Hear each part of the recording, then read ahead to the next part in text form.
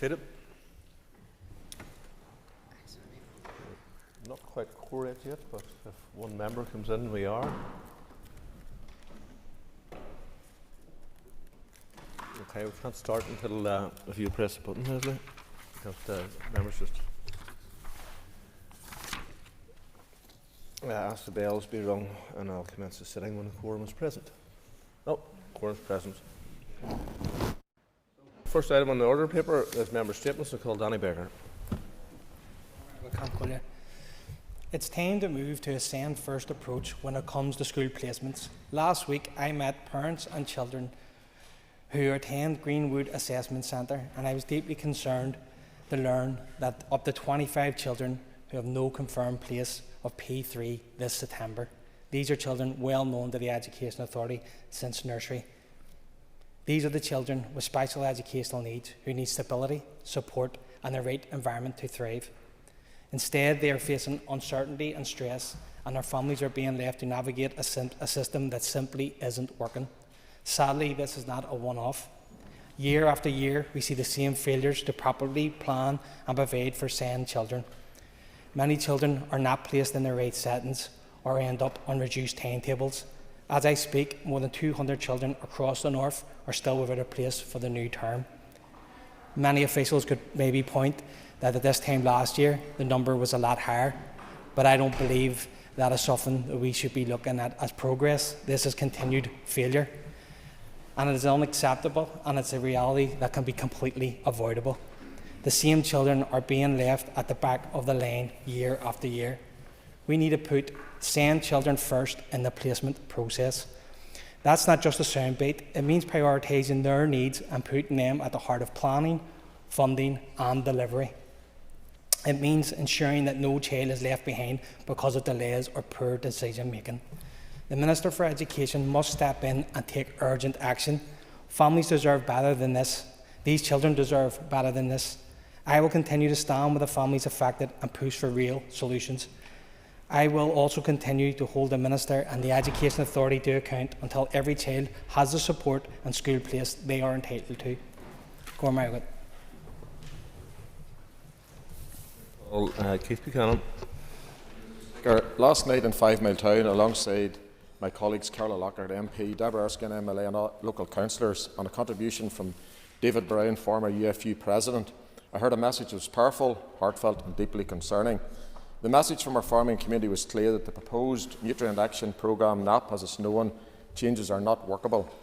Farmers were angry that these proposals, which include stricter phosphorus limits, mandatory low-emission slurry spreading equipment and enforced uncultivated buffer strips, represent sweeping changes that would place an unbearable burden on our farmers. The farmers stress these are not minor adjustments. They are fundamental shifts that threaten the sustainability of their family farms right across Northern Ireland. What is most troubling is that these proposals were drawn up without proper consultations with the very people they affect the most. Farmers feel ignored, sidelined and disrespected. This is not how we build a sustainable future for agriculture. This is not how we build rural livelihoods. I stand with our farmers in calling on DAERA to go back to the drawing board and deliver a plan that supports both environmental goals and economic survival. Farmers want DAERA to engage meaningfully with the sector. Listen to those who work on the land every day. We all want to protect our environment. We all want clean rivers and healthy lakes, but sustainability must not come at the cost of survival. We must do so in a way that is fair, balanced and rooted in reality. Along with my party, I will continue to ensure the voice of the farmer is heard. Thank you, Mr. Speaker. Thank you, Speaker. I rise to speak about the disaster that is the A5. What we have witnessed with the A5 is nothing short of government failure. 18 years since the Executive first gave the scheme the green light and still not an inch of road delivered.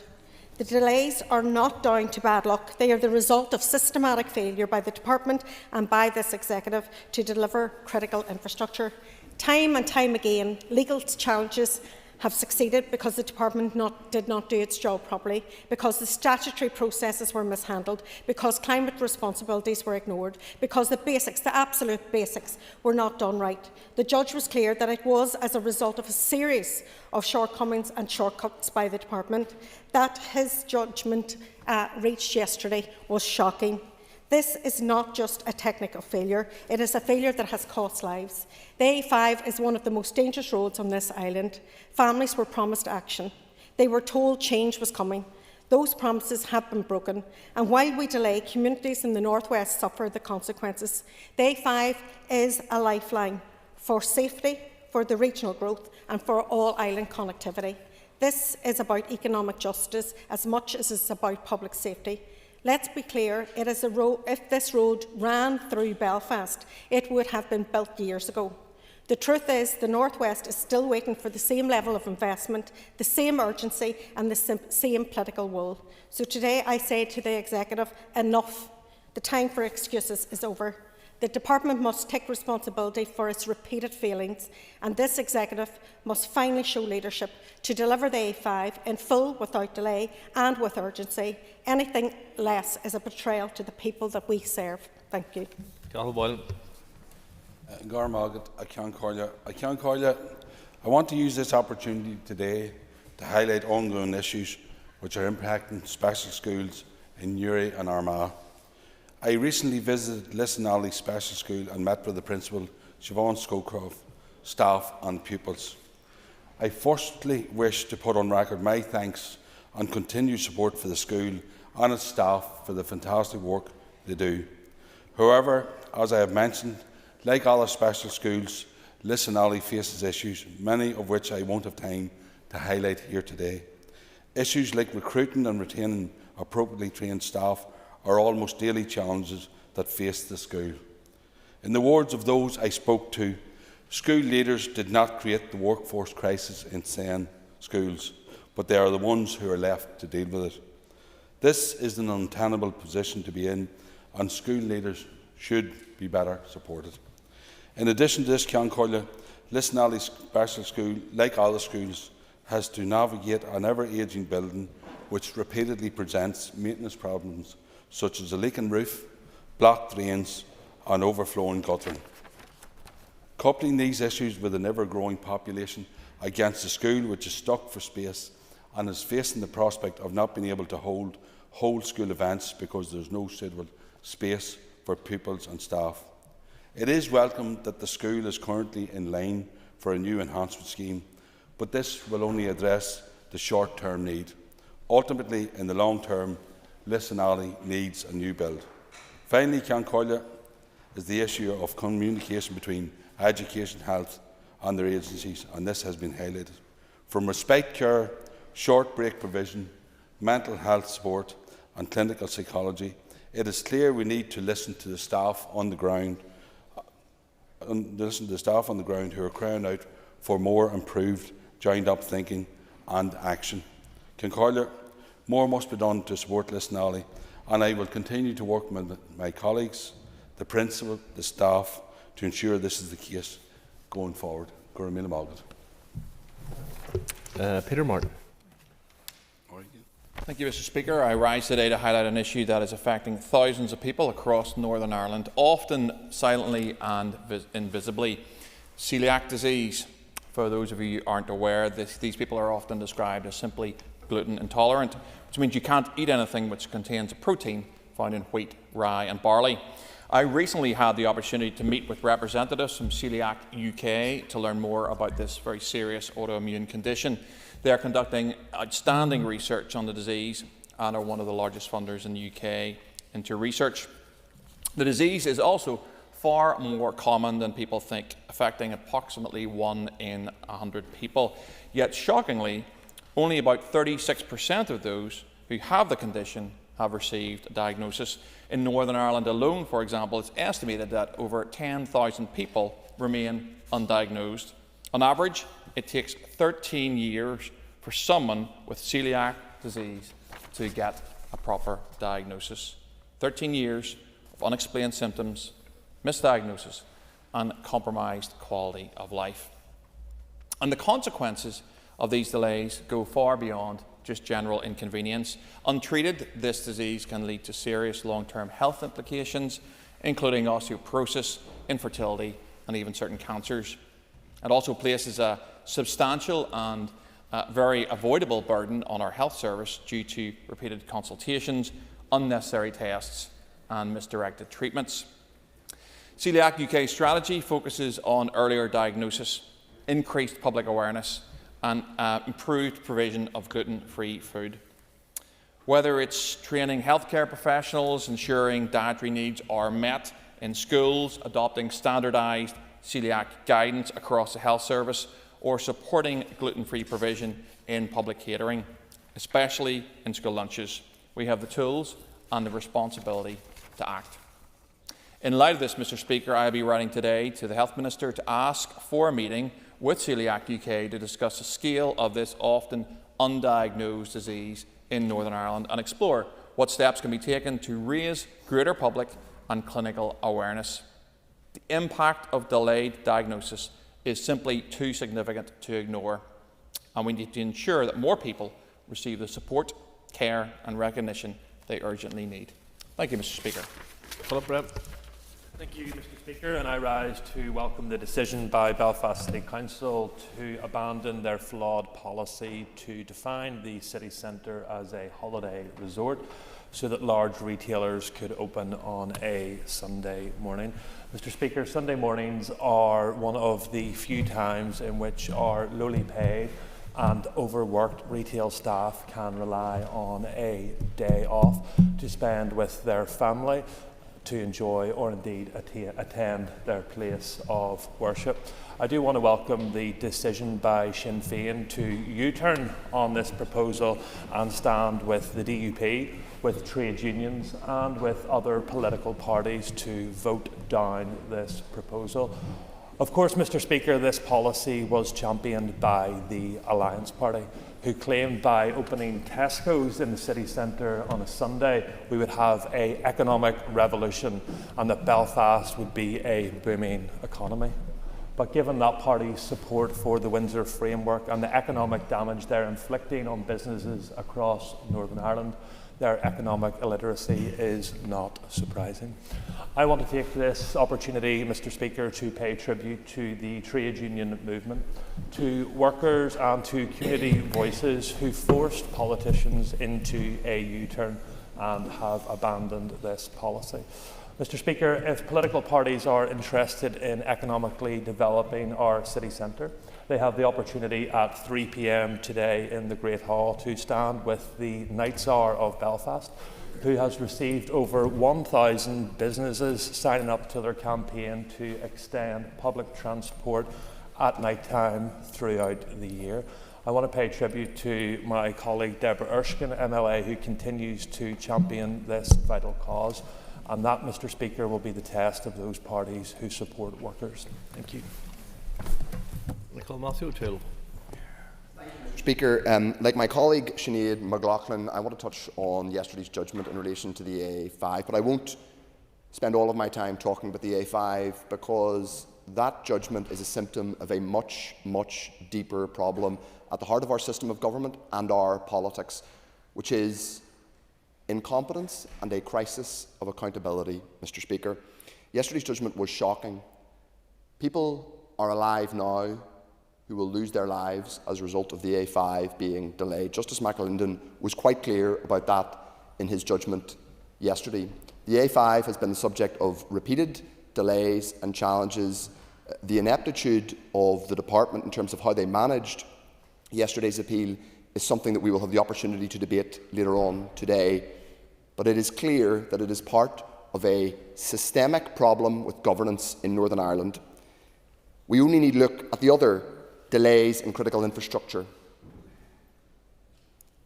Reviving NI Water, delivering on the maternity hospital at the Royal, the failure after a few weeks to get going on Northern Ireland's housing targets set out in the programme for government. 6,000 promised in 2 years, barely 1,000 will be started if we're lucky this year. It gets to the heart of a problem, a crisis we have in this society, and this politics, which is that the public do not trust us to deliver on the things that matter to them. People in the west of Ulster, the whole province of Ulster, are sitting now worried about the safety of their families because the A5 will not now be built for a long time. People looking at Lough Neagh will be wondering whether that precious natural resource will ever recover. People having babies in the years to come will wonder whether they'll be able to have those babies in a proper state-of-the-art maternity unit. We have failed consistently to show leadership. The two big parties have walked away from government repeatedly, delaying the delivery of the A5, delaying the delivery of the maternity hospital, delaying, Mr Speaker, the delivery of Casement Park. This is a problem which touches on civil service competence, but it also touches on political leadership. Because the people in charge in this place don't think that politics is about delivery, they think it's about photo opportunities. They think it's about getting your mug on social media and in the papers, and then every few years at an election simply trading off tribalism and then getting back into office. All the while our public services sink further into disrepair and chaos, and major projects essential for the preservation of life are delayed. There is civil service incompetence and there is political leadership. It is a crisis in accountability in our politics in Northern Ireland, a genuine crisis, Mr Speaker. You have talked about the abysmal quality of debate and scrutiny in this chamber, but it goes beyond that. The job of the official opposition is to stand up and speak for the people of Northern Ireland who have been failed for far too long. Thank you, Mr O'Toole. Jerry Carroll. Mr Speaker, the housing crisis is something that this executive have failed to get a grip of, and despite talks in the programme for government of making housing a priority, the truth is this executive have failed to act. Rents have shot up and the executive have refused to implement rent controls or rent reductions.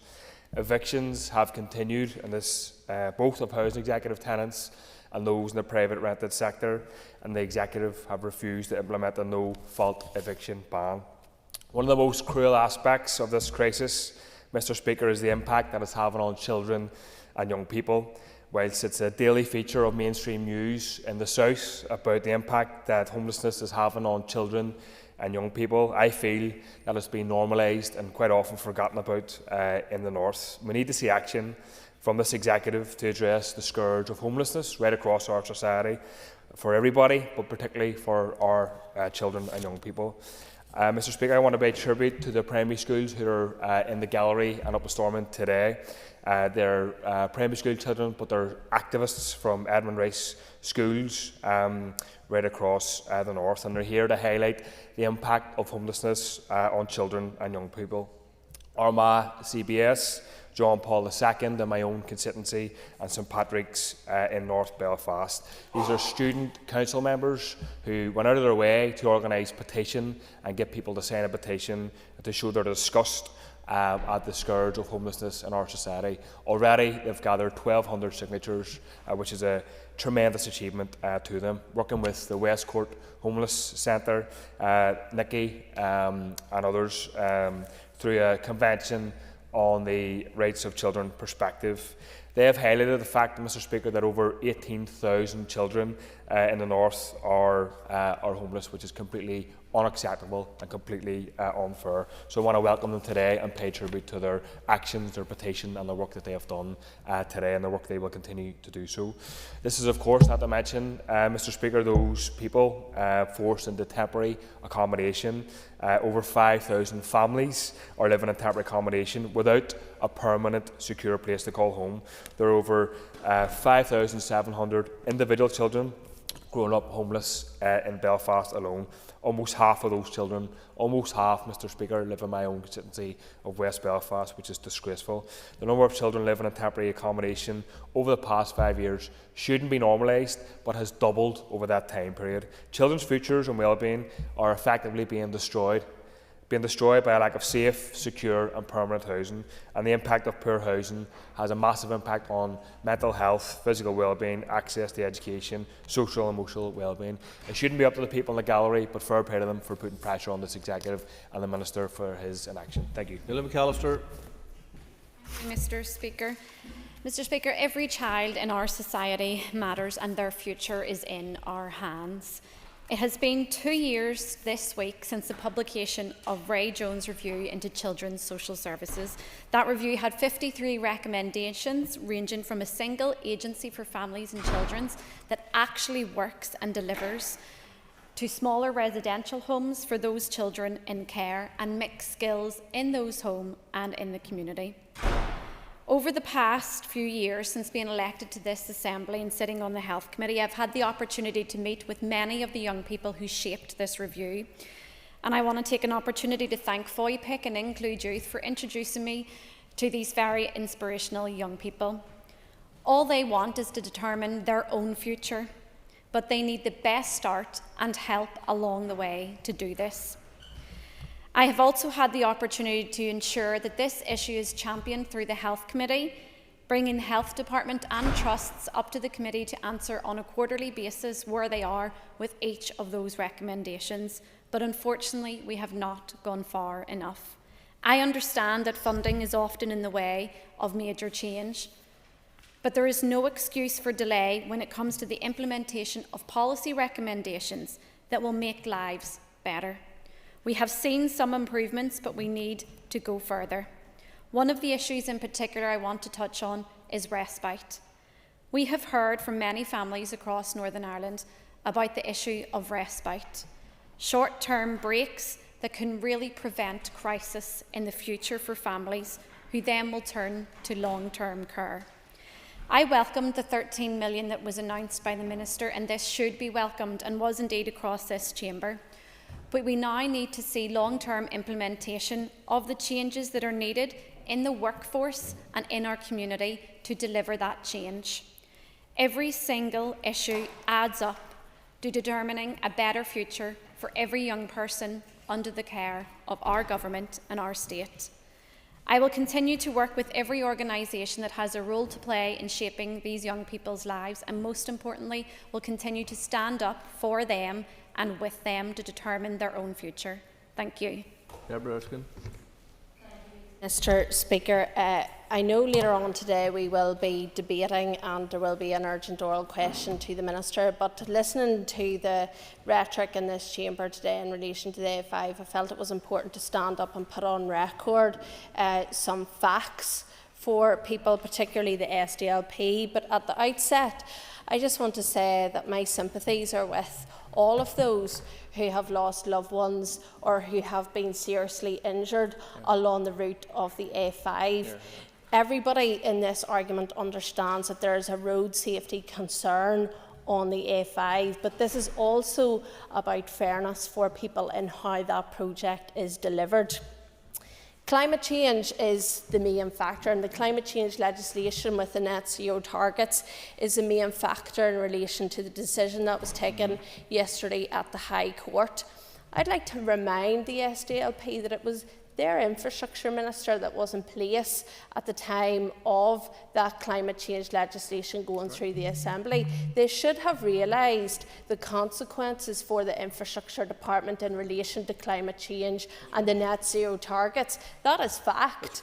It's something that the DUP consistently raised in the chamber at this time, that those net zero targets were going to have a severe impact upon departments here for the executive, and yet those clear queries were not heeded by the SDLP. In fact, they wanted tougher and stricter net zero targets in place. So I find it quite funny that over the last 24 hours, the SDLP, who are supposed to be such an effective opposition here at Stormont, are now rolling back on their climate change targets and net zero targets that they hailed in the Assembly back in 2022. And they are rolling back on this. I heard it yesterday in the media, and so I find it quite hypocritical of the SDLP that they would stand up in this chamber today and roll back. There needs to be a repeal of the Climate Change Act in relation to the problems that it has created in delivering major road infrastructure projects. I am concerned now going forward what this will mean for our infrastructure here in Northern Ireland. I'm glad to see the SDLP have come late to the party and joined the DUP in relation to recognising that.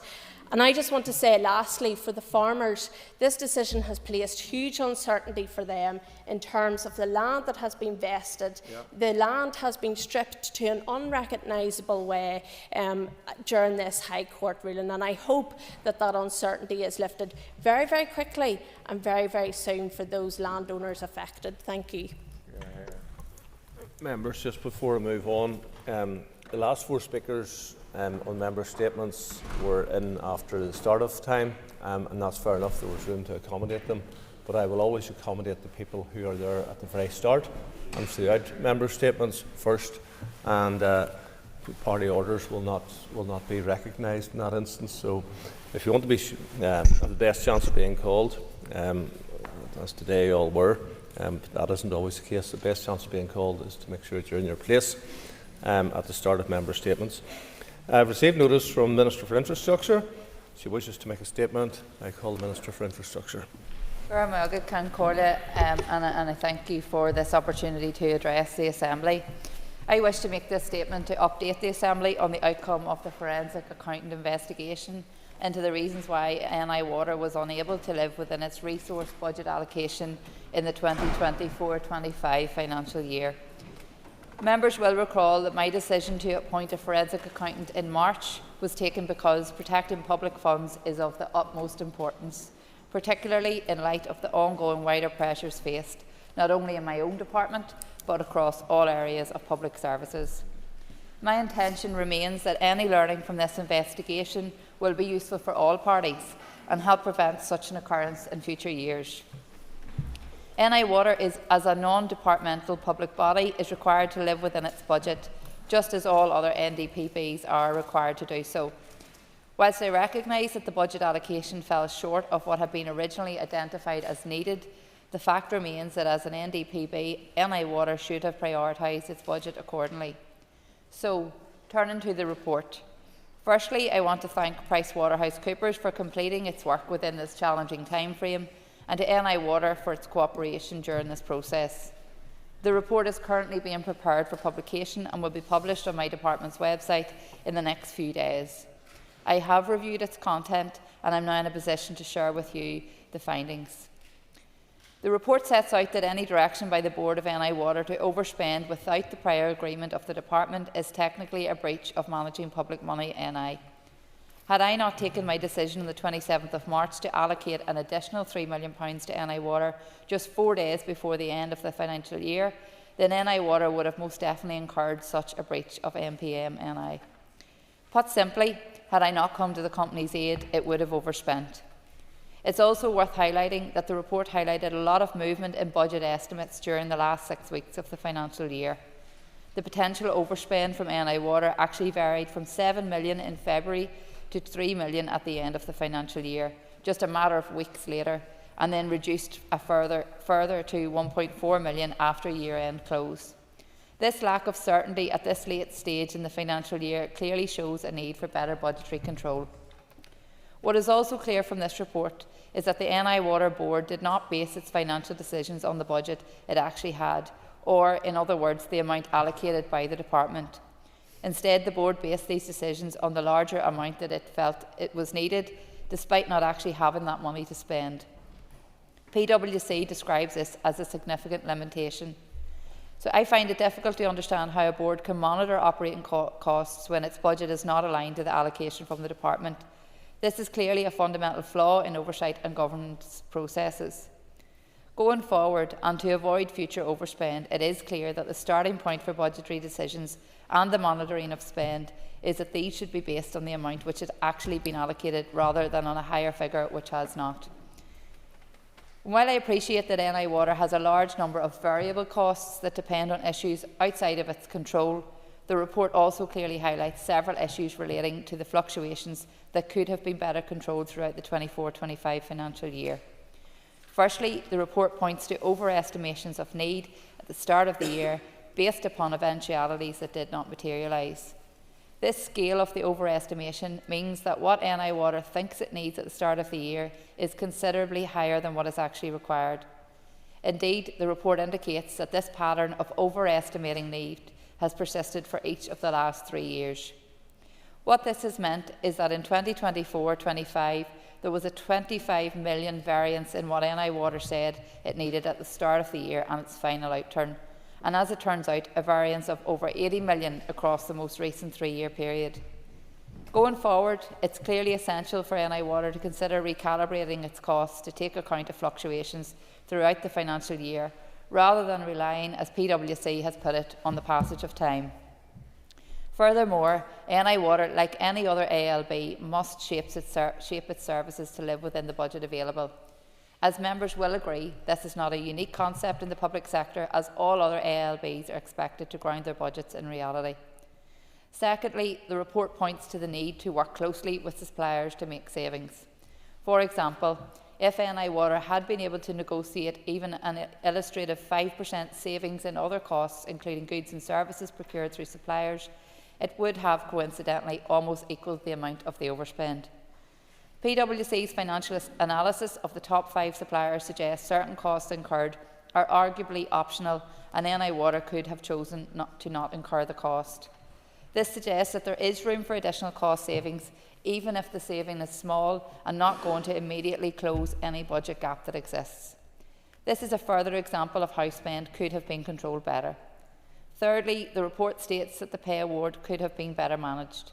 For example, as highlighted above, if NI Water had negotiated savings, it could have planned better and made the necessary pay award within its allocated budget.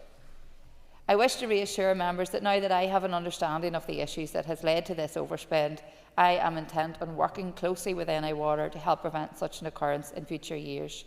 I am determined that the learning from this investigation will be useful for both parties, but it is essential that NI Water, like every other ALB, takes every opportunity where it can to live within its budget.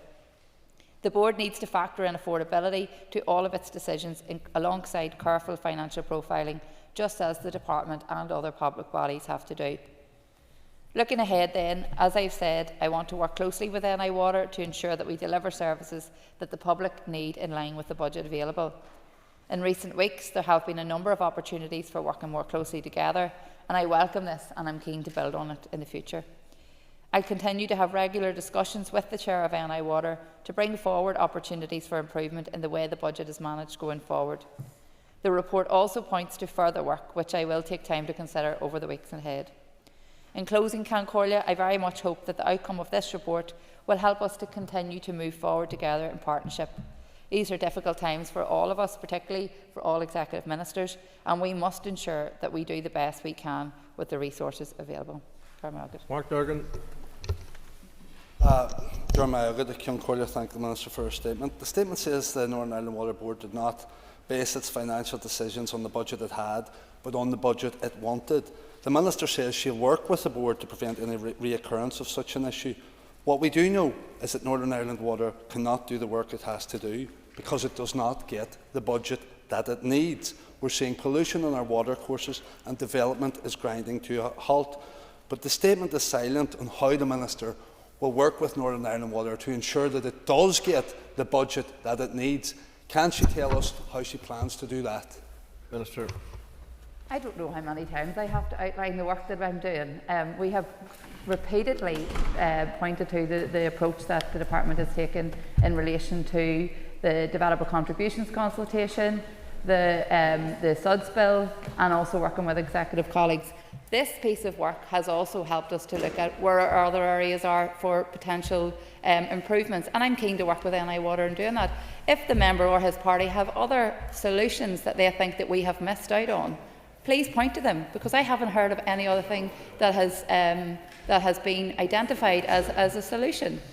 We are working very hard to find ways to live within the budget that I have to ensure that we can get the investment that's needed for NI Water. So it's okay to wax lyric about all the things that I'm not doing. I haven't heard what the solutions are to these issues. I know what the solution is. It's more money. But where are we getting it from? Is the member and his party suggesting that we introduce water charges? Because for me, that is the only thing that I can see that we haven't considered and that I am not intending to do. But happy to hear those suggestions. Remind Minister if you can speak through the chair, please. Deborah Erskine. Mr Speaker, I thank the Minister for the statement and for the opportunity of a pre-brief beforehand. This process cost the Department thousands of pounds, yet it is a whitewash because it's pinpointing themes that we already knew would be the case before the forensic accountant even began their work. These themes can be replicated across a number of public bodies and public sectors in terms of their spending profiles, so there is nothing new really. But in the statement, the Minister has talked about discussions. Those discussions were already taking place with NI Water beforehand.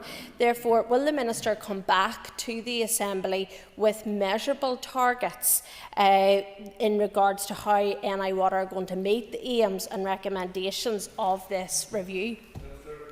Well, you'll not be surprised I don't agree that it's a whitewash. I think this is an important piece of work. I think it has clearly identified areas of improvement. I also think that it has helped to reinforce the challenge in budgetary position that not just NI Water are facing, but all of our ALBs and all of our departments. And it points back to that issue that our overall executive budget still doesn't meet the needs of our public services. However, I think that we all have to look at where we can make efficiencies, and this has clearly identified those areas of work. And as I said, I've spoken to yourself as Chair and the Deputy Chair this morning ahead of today's statement. I've also spoke to the Chair of the Board at NI Water, and I'm keen to continue this work to ensure that we are able to address these going forward. We're now in the financial year and working on the budget that we have at the minute and the indicative budget that they have been provided with. So I don't think it's been a waste of time, or I think it's been a worthwhile piece of work that all ALBs and other public bodies could be looking to say, look, how could we do things differently? If we can make small savings, those small savings can be accumulated to go a long way. And I think as elected representatives, that is the duty upon all of us to ensure that we are getting the best value out of the public money that we are managing. Well, I welcome the Minister's statement, but could I put it to the Minister, did NIW breach managing public money? Well, I think the report sets out very clearly that any direction by the board of NI Water, indeed any ALB, to overspend without the prior agreement of the department is technically a breach of managing public money. NI. So had I not taken the decision to allocate that additional money, which I have to say at just days before the end of the financial year, we could have used, I suppose, elsewhere, whether that's potholes or something else that we could have done within our public services. And I suppose to say bailed NI Water out, then they would have indeed incurred a breach of MPM NI. So I think it is shown that I was quick to try and move to ensure that didn't happen. But given that the board had clearly indicated that was their intention and that they were planning to instruct NI Water to overspend, then there were consequences to that, and that is why we are where we are today. However, I think that this gives us a good platform moving forward on how we work together and work very closely together to ensure that that doesn't happen again. John Stewart.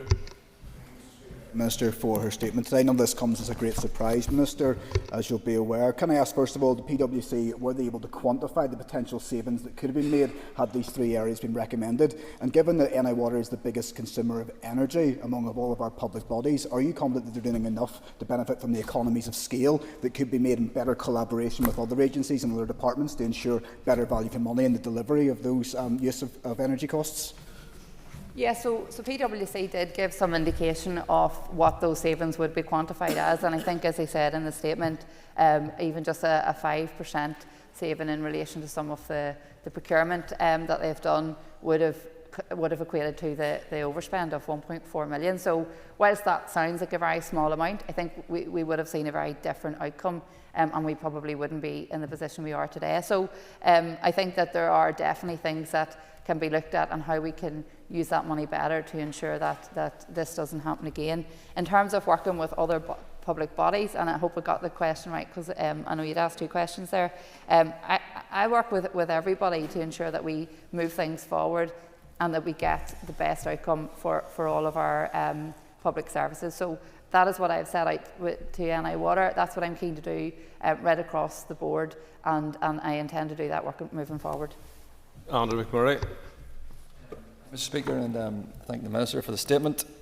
Regarding the board not meeting its budget, the Minister highlights that what it wanted rather than what it had, and considering the number of statutory functions and obligations that that has to carry out, where does the assessed need come into this equation? As well as that, given the state of our wastewater infrastructure, does the Minister agree that in reality the actual funding requirement could be substantially higher? Well, I think it's been very clearly identified in the report that over the last 3 years, at all opening budgets, NI Water have indicated a much greater figure than what has actually been needed, and that has substantially went down. I think the total figure over the last 3 years is 80 million in terms of the variance of what their opening budget ask was compared to what actually their closing budget was, and how they've been able to reduce that in year. And I have said very clearly there are a number of variables, and that has to be taken into account, and that can depend on the weather, it can depend on energy costs, but there are also a number of controllable aspects of that, and that is what PwC have identified here of how that could be managed better. So I think it's important to say that yes, we could, I mean, there's lots of things that I have responsibility to do, and I could say, well, I'm just doing it anyway, but I don't have the budget to do that. That isn't good management of our budgets. We have to work and live within our budgets. That's the expectation upon me. That's the expectation upon ALBs. So that is challenging. I am not underestimating that for 1 second, but I think it's important that there are consequences when that doesn't happen, and that is not a place that anywhere any of us want to be. Which is why I want to work with NI Water to ensure that we aren't in this position again, and that we are working within a realistic operating plan. And if and when more money comes available, I mean, I've said at every stage through the monitoring rounds that I am continually bidding for in-year funding to ensure that we can get additional investment so that they are able to do more than what they can within the opening budget. That is what I intend to do, and hopefully in the next financial year, when we potentially have a multi-year budget, we are in an even better position. Linda Dillon. And thank the Minister for this statement, and I think that it was definitely a worthwhile exercise. Can you tell us what oversight there was by the Department, please, in relation to this? So the Department ensures that the Department's investment in NI Water is protected through a robust governance process, which is underpinned by a partnership agreement that sets out all of those partnership arrangements and the overall framework of governance. Officials monitor NI Water's expenditure through a monthly profiling process, which indicates if their spending forecast is in line with the budget allocation. In fact, it was this oversight process that first identified NI Water's inability to live within the approved resource budget and escalated this risk for further action. The Chief Executive of NI Water is required to provide the Department with a mid and end year assurance statement to provide a summary of the progress against the company's annual operating plan and to highlight risks with a particular focus on financial management.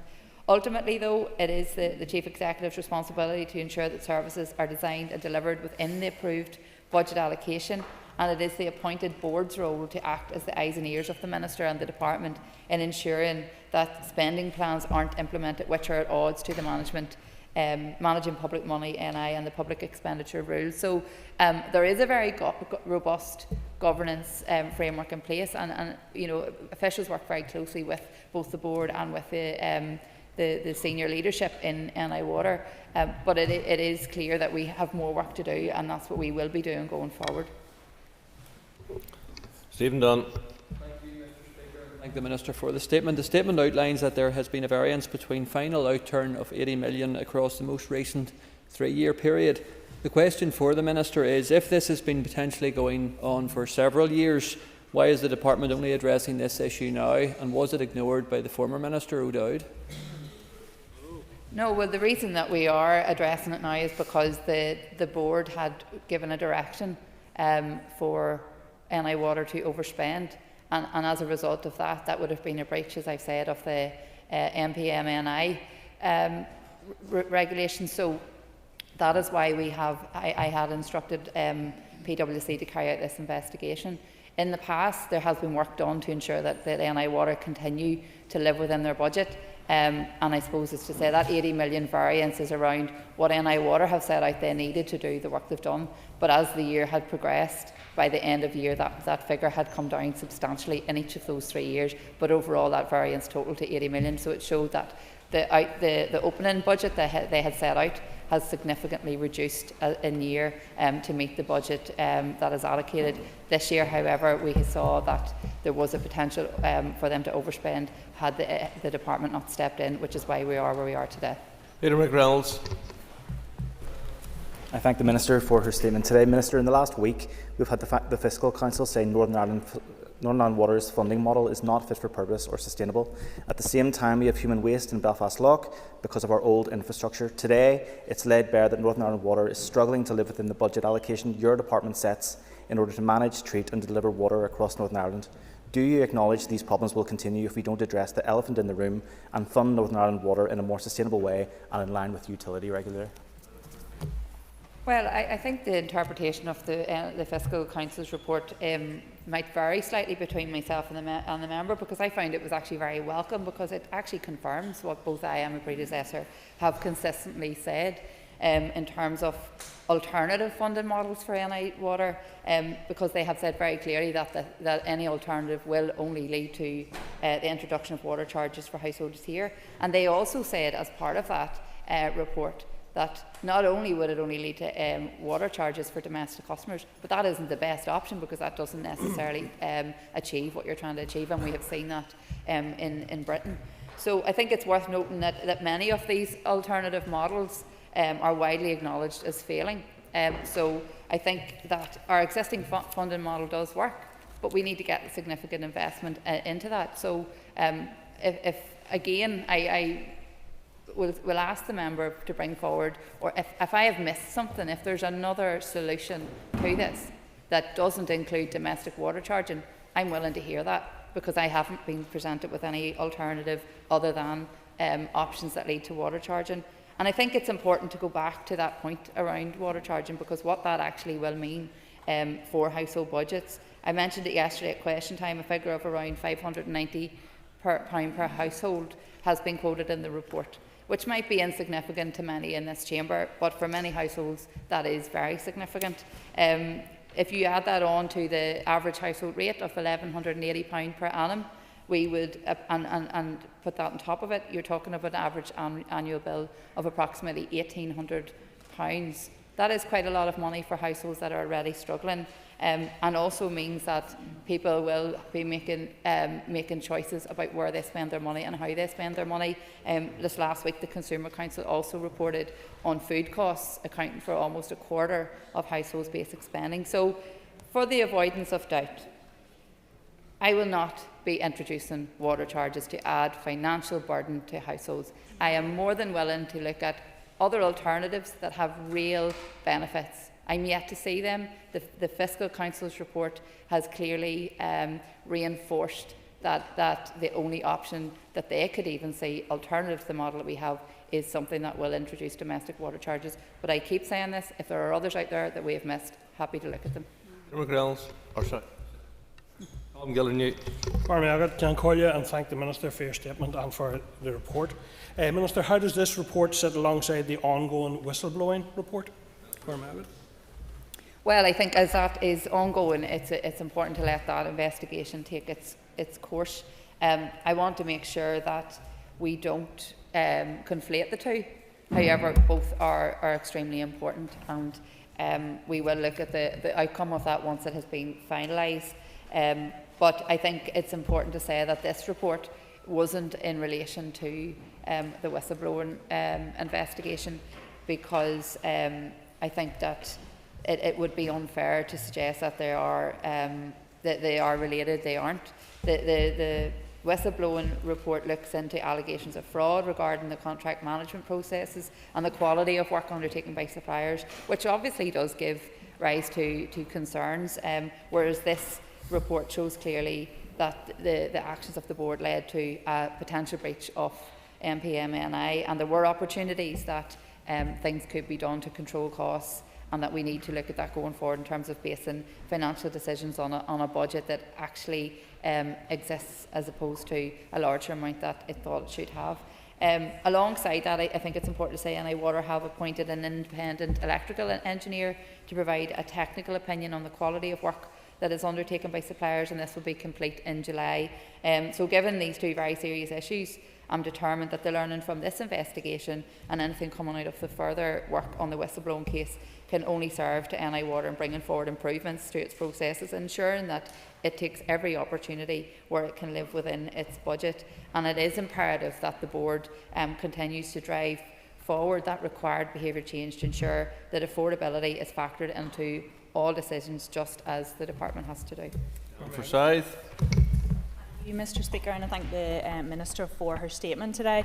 Minister, managing public money in Northern Ireland sets out the guidance on the proper handling of public money, and as you've set out in your statement, any direction by the Board of Northern Ireland Water to overspend without prior agreement is technically a breach, and it's clear from your previous statement that the board had indicated they were going to do that, and only for your decision to step in there would have been that breach. But it doesn't take away from the fact that we have a board of a significant arm's length body in Northern Ireland that have designated that and put on record their clear intent to undermine the position here of managing public money, undermine the Minister's position. I just want to ask, Minister, have you made it clear to the Board of Northern Ireland Water this is completely unacceptable, and has there been any consequences, reprimand, or how are we going to be sure that this isn't going to be the position again next year? Sure. Well, I think when I first gave a statement to the Assembly to make members aware that I was taking these steps, I made it very clear that this was as a consequence of that instruction to overspend. As members will be aware, if the Executive or the Budget were to overspend our budget, there are serious consequences that were outlined by the British Government. So we all have a responsibility to live within our budgets, and we all strive to do so. I suppose just to say I don't want to underestimate the challenges, and I think that this, I hope for this report to be constructive and not to be overly critical, but I think that there's definitely room for improvement and something that we can overcome. In terms of consequences and reprimand, the first step in how we dealt with that instruction to overspend was the investigation. So we are where we are now. I think that we have a pathway forward. I continue to work with NI Water, both the board and with the senior leadership team, to find that way forward and to ensure that we're not in this position again. If that doesn't change, then I will have to consider the next steps. But I think we're in a good position now, and people are clearly know where the areas of work are that is required, and I'm happy to continue that work moving forward. Alan Chambers. What would the Minister say to those suggesting that this report is merely providing a distraction from her department's ongoing failure to provide the necessary capital funding to bring Northern Ireland Water treatment works up to compliance standards? Well, it's absolutely not a distraction. I think it shows that I am very committed to ensuring that we are doing everything within my power to get the money that is needed and to get the best value for public money. I find it incredulous that the member has said that I won't provide the capital funding required. I'm sure his colleague, the Minister, could say his department, the trusts, could say a very similar thing in relation to what money can be provided per capita. But we're all working on very challenging budgets. NI Water got $500 million of a budget last year. I mean, that is a huge amount of money, and I recognise they are still significantly falling short of what is needed. But that is work that is going to take time. So we have to work together and continue to move forward. If we could get a bigger executive budget, if I could get a bigger allocation then out of that, then we could achieve so much more. So I continue to work to ensure that the budget that we have is spent properly and that we make the progress that's needed. Keith Buchanan. In your statement on their payments to supplier, it refers to if NI Water had been able to negotiate, costs incurred are arguably optional, and NI Water could have chosen not to incur the cost. We hear that they need more money, they need more money, they need more money. Are you content that the money they do get is being wisely spent and managed properly? Well, I think that is the point of this report, and I think that whilst I don't think there are huge gaps, there are areas for improvement, and the member has outlined one of those in particular around negotiating contracts and ensuring that they're getting the best price for the work that is required. So I think that this is something that NI Water can take forward and work towards to ensure that we're not in this position again. The whole point of this report was to ensure that we can stand over the budget that is allocated is being spent properly, and I think that these are not insurmountable asks, that they are things that can be achieved, and I will work with NI Water going forward to ensure that's done. Thank you, Mr. Speaker. Minister, I wish I could thank you for this statement, but I can't, because it's a waste of this Assembly's time. It's an utter waste. I don't know which detective you got to do this forensic exercise, whether it was Colombo or perhaps Inspector Clouseau, but I think, having read this statement, Minister, what it demonstrates is that you want an alibi for your executive's failure to deliver in NI Water. So please, Minister, accepted that you don't want water charges. I don't want it. The opposition doesn't want it. What is your plan to fund Northern Ireland Water? Take responsibility. Tell us how you will fund Northern Ireland Water. I mean, nothing surprises me anymore in this chamber. I don't know how many times I have to outline what my approach has been. You obviously don't think it's working. And this, I suppose, is important to identify. This is actually a resource budget, not capital. So that is what the investigation was looking at. That is where the overspend was. If the member knows where there is money hiding, tell me. I'll find it. Absolutely, but I'm exploring all of those options. Sorry, apologies, Cancorlia. But I think we are hearing all of these proposals, but I am yet to hear the opposition's alternative. I have presented what my approach is. Apologies, Mr. Speaker. I don't know how many times I've said in here of what the department is doing. We have the three-pronged approach. We have done this investigation to ensure that the budget is being spent appropriately. We have found areas where there is improvements can be made, and we're working towards that. If the members' colleagues in Westminster can work to get us more money in the executive budget, then that would also be very welcome. But until such times the budget comes available, unfortunately, I have to do what I can with the budget existing. Philip Brett. I thank the Minister for her statement. I agree with the Minister that it is disappointing that the board was not able to manage the budget, but I also agree with the Minister in her statement that she says that the department needs to carefully profile its funding. As such, could the Minister tell the House how much was profiled for this report and how much it cost? So as that figure is commercially sensitive, particularly given the time frame of the investigation, it's not a number I can disclose, and I'm sure the member will appreciate that. John. A variance of over 80 million in the most recent 3 years is quite considerable, but we cannot avoid the fact that an arm's-length body is accountable to their sponsoring department for performance and use of resource. Minister, there's a worrying acceptance that the Department of Infrastructure does not have a grip on managing public money. So can I ask the Minister, what confidence can this House and the taxpayer of Northern Ireland have that the Minister has a grip on a department that appears to be growing into turbulence? Minister.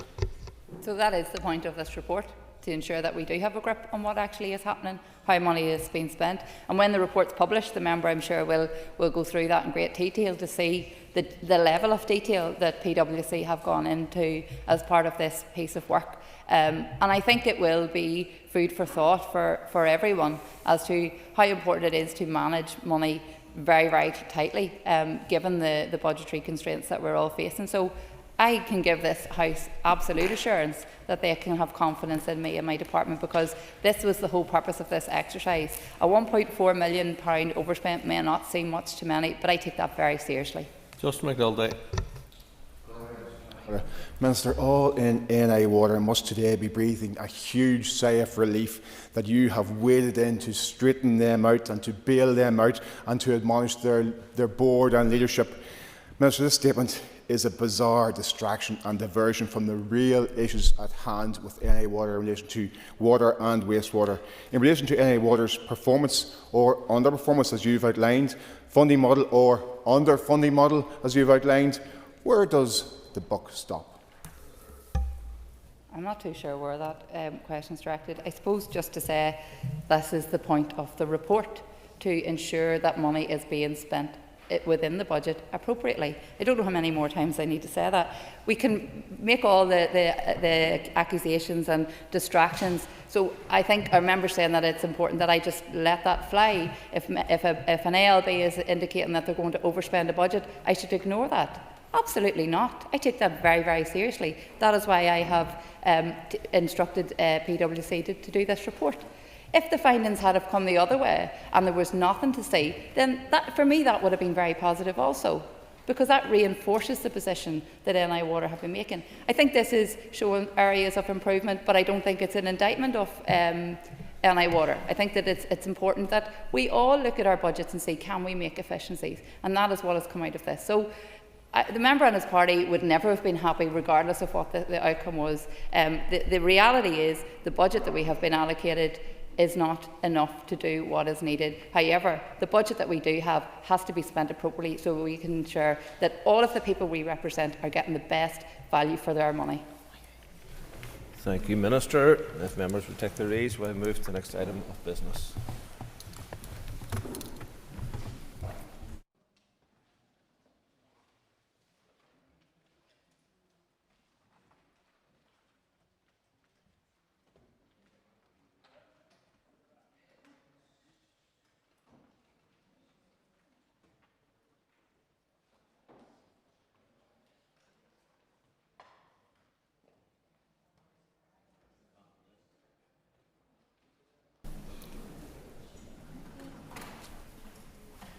Ladies and gentlemen, the next item on the order paper is the second stage of the inquiry, Mothers and Babies Institutions, Magdalene Laundries and Workhouses and Redress Scheme Bill. I call Junior Minister Pam Cameron to move the bill. Pam. I beg to move that the second stage of the inquiry, Mother and Baby Institutions, Magdalene Laundries and Workhouses and Redress Scheme Bill be agreed. Second stage of the inquiry, Mother and Baby Institutions, Magdalene Laundries and Workhouses and Redress Scheme Bill has been moved. In accordance with convention, the Business Committee has not allocated any time limits on this debate. I call on Junior Minister Cameron to open the debate on the bill. Pam. Thank you, Mr Deputy Speaker. I speak for both Junior Minister Riley and myself when I say we feel honoured to move the second stage of this important legislation today on behalf of the First Minister, the Deputy First Minister and this Executive. It is our view that this is one of the most significant bills introduced this Assembly mandate, and it will establish a statutory inquiry for those affected by Mother and Baby Institutions, Magdalene Laundries and Workhouses and associated redress scheme. This is a large, complex and sensitive piece of legislation. The First Minister and Deputy First Minister and Junior Minister Riley and I met with victims and survivors last Monday morning just before the bill was introduced in this House. I wish to be as forthright with members today as ministers were in our meeting with the victims and survivors. It was important to us to be upfront and to acknowledge at the outset the inevitability that this bill will not and cannot be all things to all people. At our meeting with victims and survivors last week and in the days since, it is clear some people feel hurt, are disappointed and feel let down by some parts of the bill. We need to acknowledge, reflect and own that. We've also received positive feedback from some victims and survivors, and we agree that there's a lot to welcome within this bill and with the wider process, which I will expand upon later. Mr Deputy Speaker, to do this important legislation justice, we believe it is important to outline why this matters so much and how we have got here today and what the legislation will do. I appreciate these practices impact on the lives of many, including some in this House, and I want to do them justice and this House justice. Mr Deputy Speaker, we believe that what we have in front of us today closely aligns to the Truth Recovery Design Panel's recommendations, which were developed in collaboration with victims and survivors' wishes. This required the delivery of a unique and groundbreaking set of aspirations. For example, it required a two-stage financial redress process that would ensure victims and survivors didn't have to wait for years for the completion of an inquiry before some financial redress could be progressed, and this bill will do that. It has recommended a two-stage investigative process, and this was to enable those victims and survivors who would prefer to avoid participating in what can often be an intimidating inquiry process, with the opportunity instead to provide their testimony in a more supported and informal setting, a safe forum where victims and survivors could have personal testimonies recognised and recorded. This valuable first stage of the investigation, called the Independent Panel, spearheaded by a range of professionals and persons with lived experience, has been able to carry out its own analysis of the evidence and will be able to present its findings to inform the statutory inquiry. It has also allowed the difficult and time-consuming but essential process of securing access to institutional and state records. This novel approach should assist the statutory inquiry to get off to a running start, which will in turn help overall reduce the time and cost of the entire investigation. The Truth Recovery Design Panel asked that we learn from other truth processes to ensure that victims and survivors would be properly supported throughout the process. To this end, we made sure that specialised support services were put in place as soon as possible. The bespoke portfolio of support services was co-designed with victims and survivors and has been in place since 2022. For a number of reasons, this bill aims to put in place the first of two financial redress schemes. The scheme aims to be as simple and as inclusive as possible, using the best elements from international examples. We carefully considered comparable inquiries in other places and did our best to develop something that seeks to learn lessons to avoid some of the well-rehearsed pitfalls. We did pay close attention to the consultation responses and as a result made a series of important and worthwhile changes to the proposed policy. These changes include simplifying the redress eligibility processes, extending the duration of the redress scheme, allowing separate independent posthumous claims, and perhaps most importantly, the ability to establish a Victims and Survivors Advisory Panel that, if established, would provide a voice for victims and survivors at the centre of the investigation. All of which has helped us deliver what we believe is the measured and balanced bill that is before this House today. This is a very welcome bill, as ultimately its outworkings will help shine a long overdue light on this dark period of our past. And crucially too, it will ensure that many victims and survivors receive some financial redress for the shame and stigma they have endured and in some cases continue to endure to this very day. Mr. Speaker, it is important for us to recognise those who have done so much to help us to reach this important stage of confronting the difficult truths of our collective past. And to this end, we want to take the opportunity to thank victims and survivors. This work was pioneered by those involved with Birth Mothers and their Children for Justice group. It is thanks to this strong, courageous and determined group of women who for more than a decade have continued to work tirelessly and to lobby for justice that has helped us to get us to where we are today. We thank too all those involved with the Victims and Survivors Consultation Forum. They represent an important set of range of voices, and they have helped to progress the 5 core recommendations in the Design Panel report. Mr. Deputy Speaker, as we're all too aware, developing and progressing legislation can feel like a long and bureaucratic process, and while this is necessary and it's very important, it sometimes creates too much distance between what it seeks to achieve and with those who are most affected, those who are at the heart of the matter. For this reason, I would like a moment, Mr. Deputy Speaker, to bring a human face to this all. I would like to paint a picture and remind the House of the kind of suffering experienced by so many, and importantly, why we are gathered here today.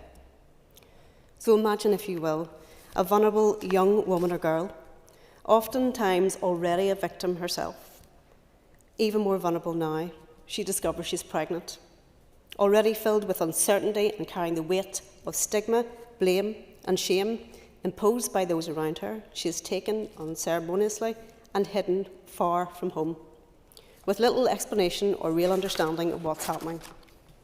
Far from being held close and supported, she is now fearful and alone in a cold and alien place that most definitely does not feel like home.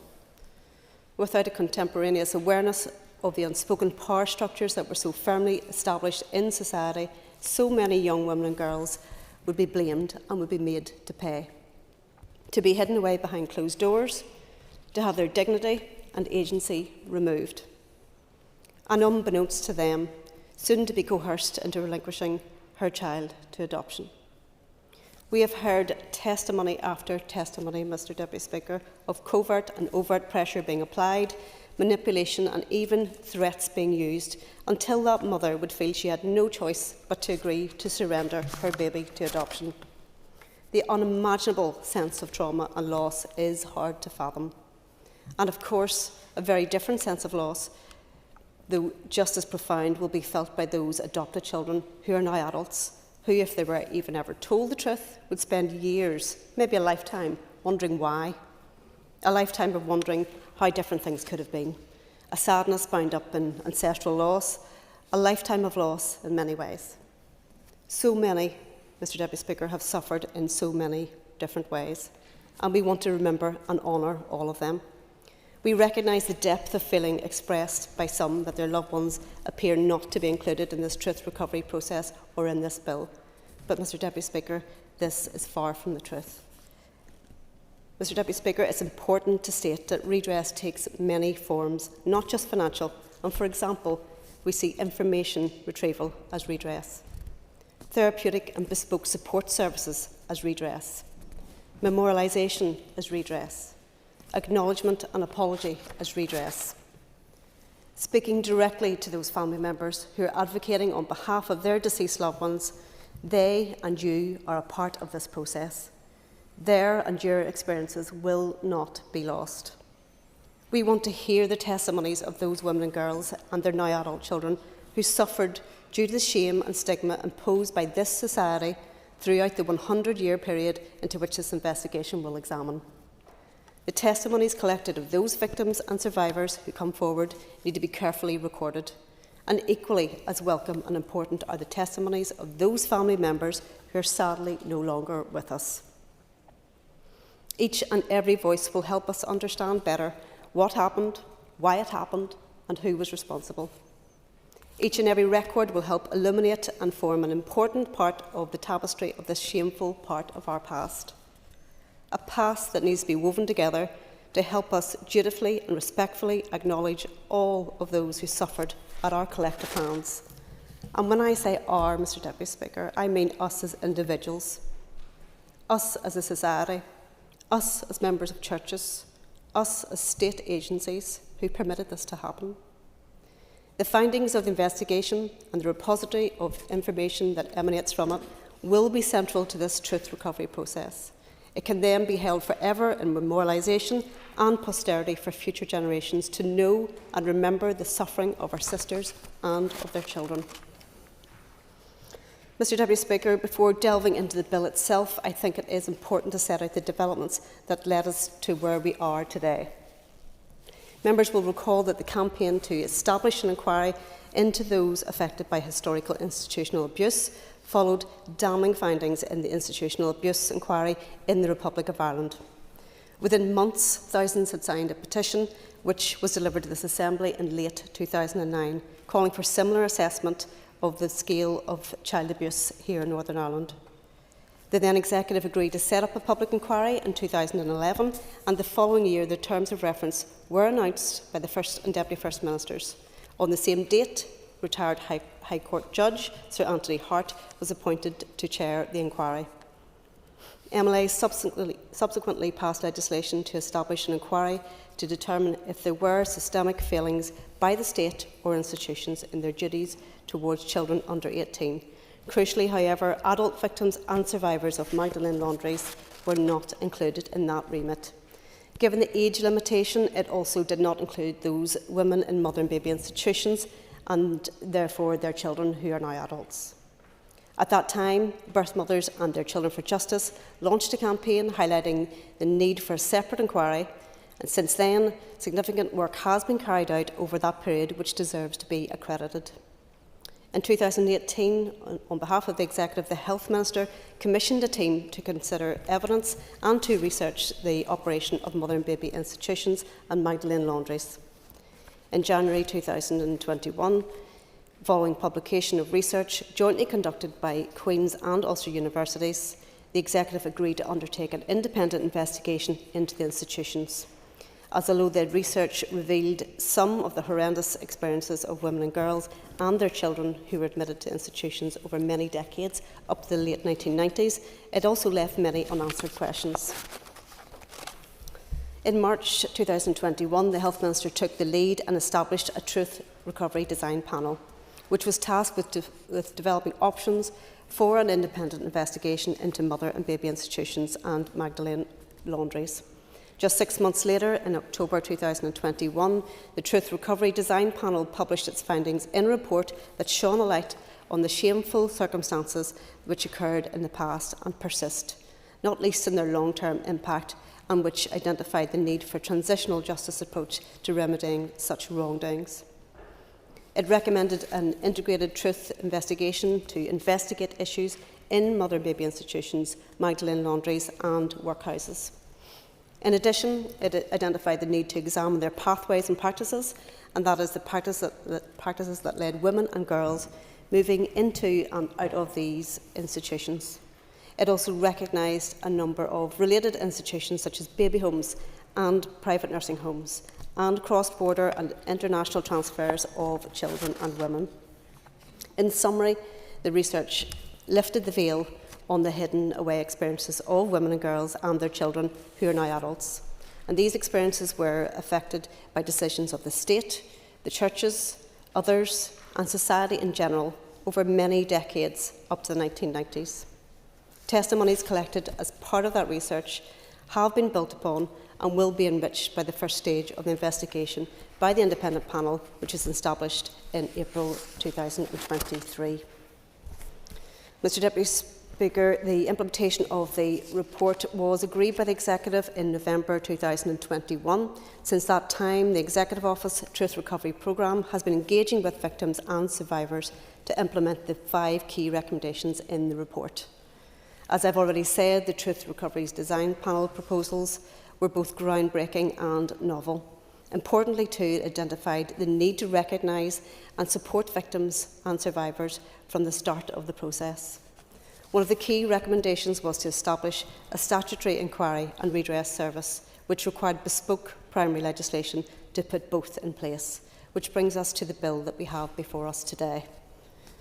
It is a result of much work over the past couple of years, and which we hope will achieve much of the ambitious recommendations made by the Truth Recovery Design Panel. Before moving on to explain the key elements of the bill, Mr Deputy Speaker, it would be remiss of me to neglect to mention a few of the other key recommendations which have been implemented, not least as they will support the work of the inquiry and hopefully improve the lives of those affected to some greater or lesser extent, or at least certainly make victims and survivors' engagement with the inquiry that bit easier. In addition to working with our partners in Victims and Survivor Service, WAVE and Adopt NI to establish specialised, bespoke and co-designed support services for those affected, and which to date has supported approximately 400 individual victims and survivors. The Department also established an independent panel in April 2023 to initiate the first stage of the investigation, and they are due to report at the end of the year. The 10-person independent panel, which includes victim and survivor representatives, has received positive feedback for the meaningful way in which victims and survivors have been able to provide oral testimony in a more supported and non-inquisitorial environment than a statutory inquiry can provide for. And another key area of work which will hopefully pay dividends for those who engage with the upcoming inquiry is the Preservation of Documents Act of 2022, which has helped us identify over 4,500 private records and to digitise many of those records, which has been done in collaboration with institutions, Public Records Office of Northern Ireland and the independent panel. The Department of Health, adoption agencies and some members of the Consultation Forum worked collaboratively to improve adoption practice guidance, and since its implementation, feedback from many victims and survivors is that significant progress has been made, which has in turn reduced the difficulties previously experienced, but we do know that there remains much more work to be done in this area. And I could talk for much longer about achievements debate, Mr Deputy Speaker, but I know the House is keen for me to outline the key elements of the draft bill in front of us today, and which I hope will help inform this debate. Mr Deputy Speaker, I will now outline some of the key elements of the bill. The bill comprises 47 clauses and 4 schedules and has 3 main parts. The first part of the bill deals with establishing the inquiry, and the second part with the initial redress scheme, while the third deals with more general matters. The first 29 clauses relate to the inquiry, many of which are similar to the Inquiries Act 2005, and there are 5 clauses which are more specific to this inquiry, namely clauses 1 to 4 and clause 10, which I will outline below. Clause 1 outlines the time period to be covered, which is 1922 to 1995, but importantly also has the flexibility to cover the effects right up to today. Clauses 2, 3 and 4 establish a framework for the inquiry and proposes key things that must be in the inquiry's terms of reference. The proposal also outlines a separate process to finalise the terms of reference, which will be informed through consultation with the inquiry chair, as well as consideration of the findings, the recommendations of the independent panel, which is due to be received later this year. The bill provides for a human rights centred investigation and process for all participants. This is to be based on panel principles, which is participation, accountability, non-discrimination, empowerment and legality. To support this important principle, Clause 10 of the bill provides the chair of the inquiry with the power to create a victim survivor advisory panel. As I said before, this would provide a voice for victims and survivors at the centre of the investigation. Mr Deputy Speaker, I wish to highlight another important power, and that's Clause 16 of the bill, which will give the inquiry the power to compel evidence, the absence of which would, of course, frustrate the work of the inquiry. Also important to note that the inquiry is designed to be inquisitorial as opposed to adversarial, which means in practice that victims and survivors and others will not be subject to cross-examination. Mr Deputy Speaker, it should be emphasised that the PSNI's criminal investigation remains open, and of course the inquiry will have important disclosure protocols with the Police Service for Northern Ireland and the Public Prosecution Service. However, the inquiry cannot determine civil or criminal liability, but instead it will seek to find if there have been systemic failings in relation to those statutory, non-statutory and other bodies or persons who were involved with the pathways and practices of those women and girls and their now adult children into and out of the institutions and places to which the evidence points. Ultimately, its examination of the facts and testimonies provided to it will seek to establish what happened, why it happened and who was responsible. Turning to the second part of the bill, at its core, this first redress scheme is designed to provide redress on a common basis to a large number of people in named institutions from 1922 to 1995 and in a simple way, which is much harder to achieve than it might appear on the face of it, Mr Deputy Speaker, and has required us to balance a large number of factors. This part of the bill aims to do a few fundamental things, including Clause 30, which will establish an independent body to administer the redress payments. The other key element of the bill is Clause 31, which will provide for a standardised payment to those women and girls and their now adult children born to them while admitted to any of the listed institutions from 1922 to 1995. Mr Deputy Speaker, this is an acknowledgement payment that has been designed to provide those whose lives were impacted by a system of institutions established for women and girls, and where there was a gender-specific, undeserved shame and stigma attached to admittance. This is an admission-based payment as opposed to a harm-based scheme, and I think it's important to highlight at this juncture that a harm-based scheme will follow in due course in a separate piece of legislation. I think it's also important to explain a little about the genesis of this payment, Mr Deputy Speaker. After much consideration, and particularly in light of the length of time that victims and survivors of mother and baby institutions and Magdalene Laundries have waited to get to this point, and especially given the age profile of many of the birth mothers, the design panel recommended that in an attempt to ensure that these women would not have to wait another period of many years until the inquiry has completed before they were able to receive any financial redress. The proposed scheme will provide £10,000 standardised payment for approximately 4,500 applicants, including those women and girls and their now adult children born to them, while admitted to a named list of institutions. It will also provide for over approximately 2,000 posthumous claims and a payment of £2,000 for each eligible relative of the deceased individual. It was essential to us that the payments would not impact anyone's social security payments, take into account other payments, require a person to sign a waiver or be subject to taxation, and this bill achieves that. Clause 31 of the draft bill also deals with proposals for a posthumous payment. Mr Deputy Speaker, we acknowledge that this is arguably the most difficult and sensitive part of the draft bill, and we appreciate some victims and survivors wanted us to go back to 1922. And I must say to this House that for an admission-based scheme, this would be without precedent and would invariably present us with separate, difficult decisions in other parts of the scheme. As members will know, posthumous payments in redress schemes are where they are available, are ordinarily tied to a date where a reasonable expectation has been created that a redress scheme will become available. So, for example, it would be tied to a date of a formal state apology or a date of state significance. In contrast to this, as members will also be aware, the posthumous date for the historical institutional abuse redress scheme was 1953. Of course, unlike the standardised payment scheme, where it is an admission-based scheme, the HIA redress payment was a harm-based payment, and as such, the 1953 was chosen as it was the date when state inspection records show that failings were formally recorded. In the case of this proposed admission-based standardised payment provided for in this bill, which, unlike the HIA scheme, doesn't require a person to provide a statement of evidence of harm, landing on a suitable date was less obvious. The consultation provided by way of example a posthumous date of the 15th November 2021, when the then Deputy First Minister made a statement to the Assembly to mark the Executive's agreement to the recommendations made by the Truth Recovery Design Panel.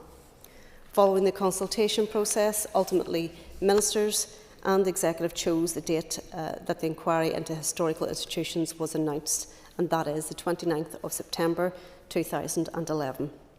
This could arguably be regarded as an expectation when it was created when victims and survivors of mother and baby institutions and Magdalene Laundries might expect to receive a redress payment.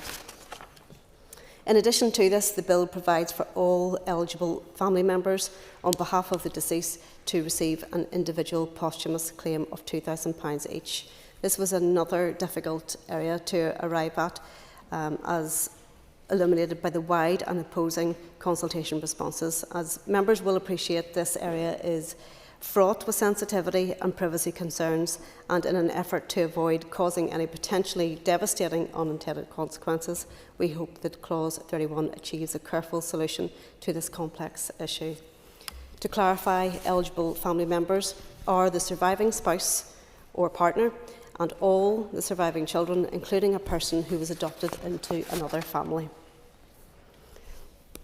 I hope I've outlined the key elements and the purpose of the bill to members' satisfaction. And before concluding, Mr Deputy Speaker, I know members will be interested to hear a summary of the financial effects of the bill. And given that this will be a demand-led scheme, which means with limited means of control, there is inevitably significant uncertainty around the costs.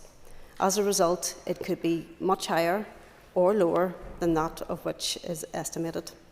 As introduced, the main cost scenario is £80 million, which can be broken down into three parts.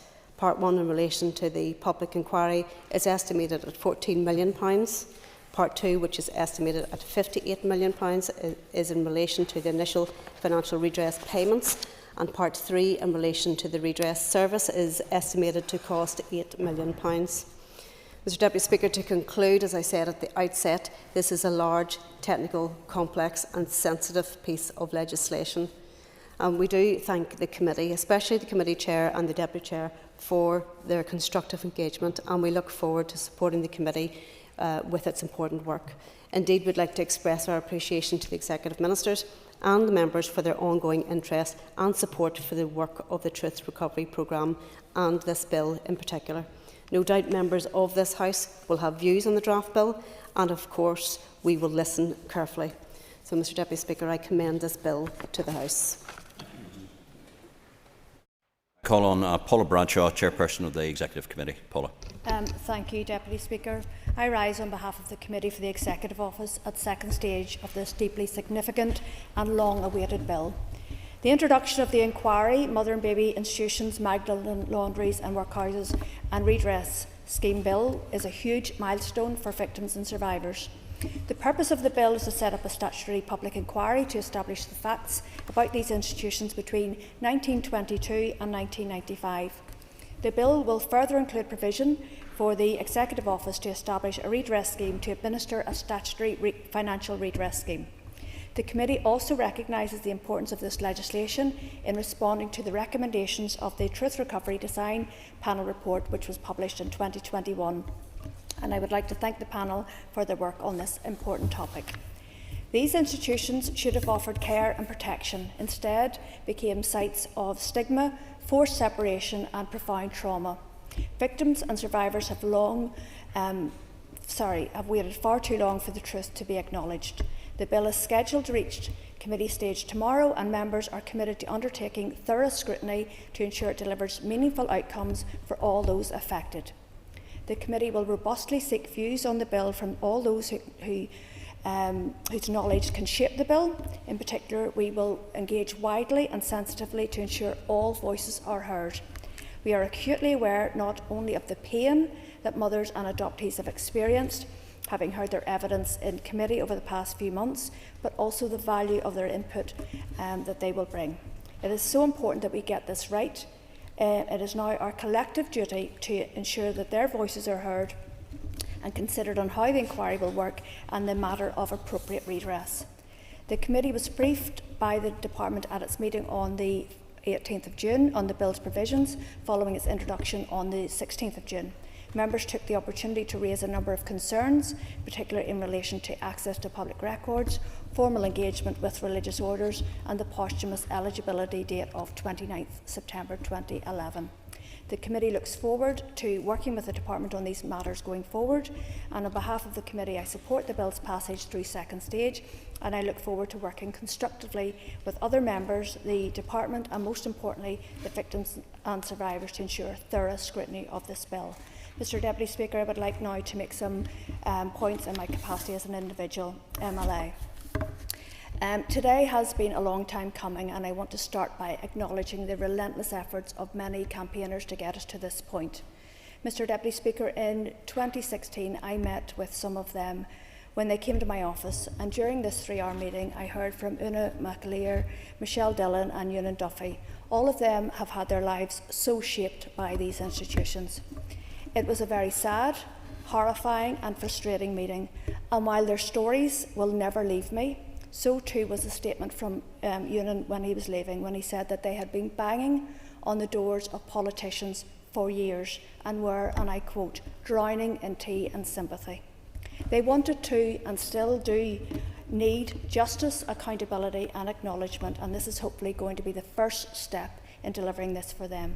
I would also like to place on record my thanks to every single person who has shared with me their experiences in the 9 years since then, and I would include, for example, Adele Johnson, and also those who maybe weren't in a mother and baby institution who did experience a Magdalene, Laundry and Workhouse. Their voices are also very important as we move forward.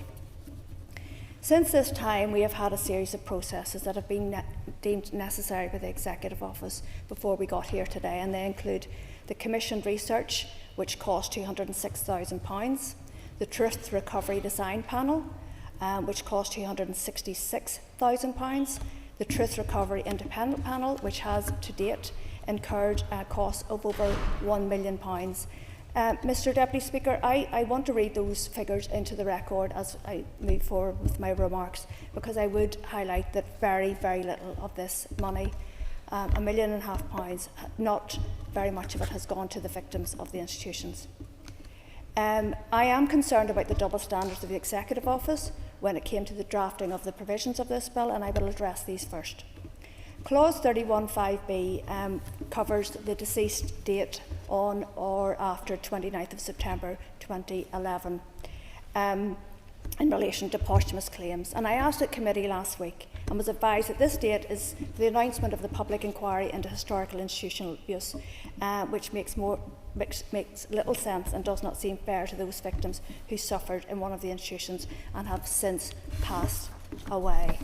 Mr Speaker, I want to read into the record a letter that MLAs received overnight from the birth mothers and their children for justice on behalf of an adult adoptee. A letter which includes a photograph of a woman called Brenda, and it reads, "This is Brenda.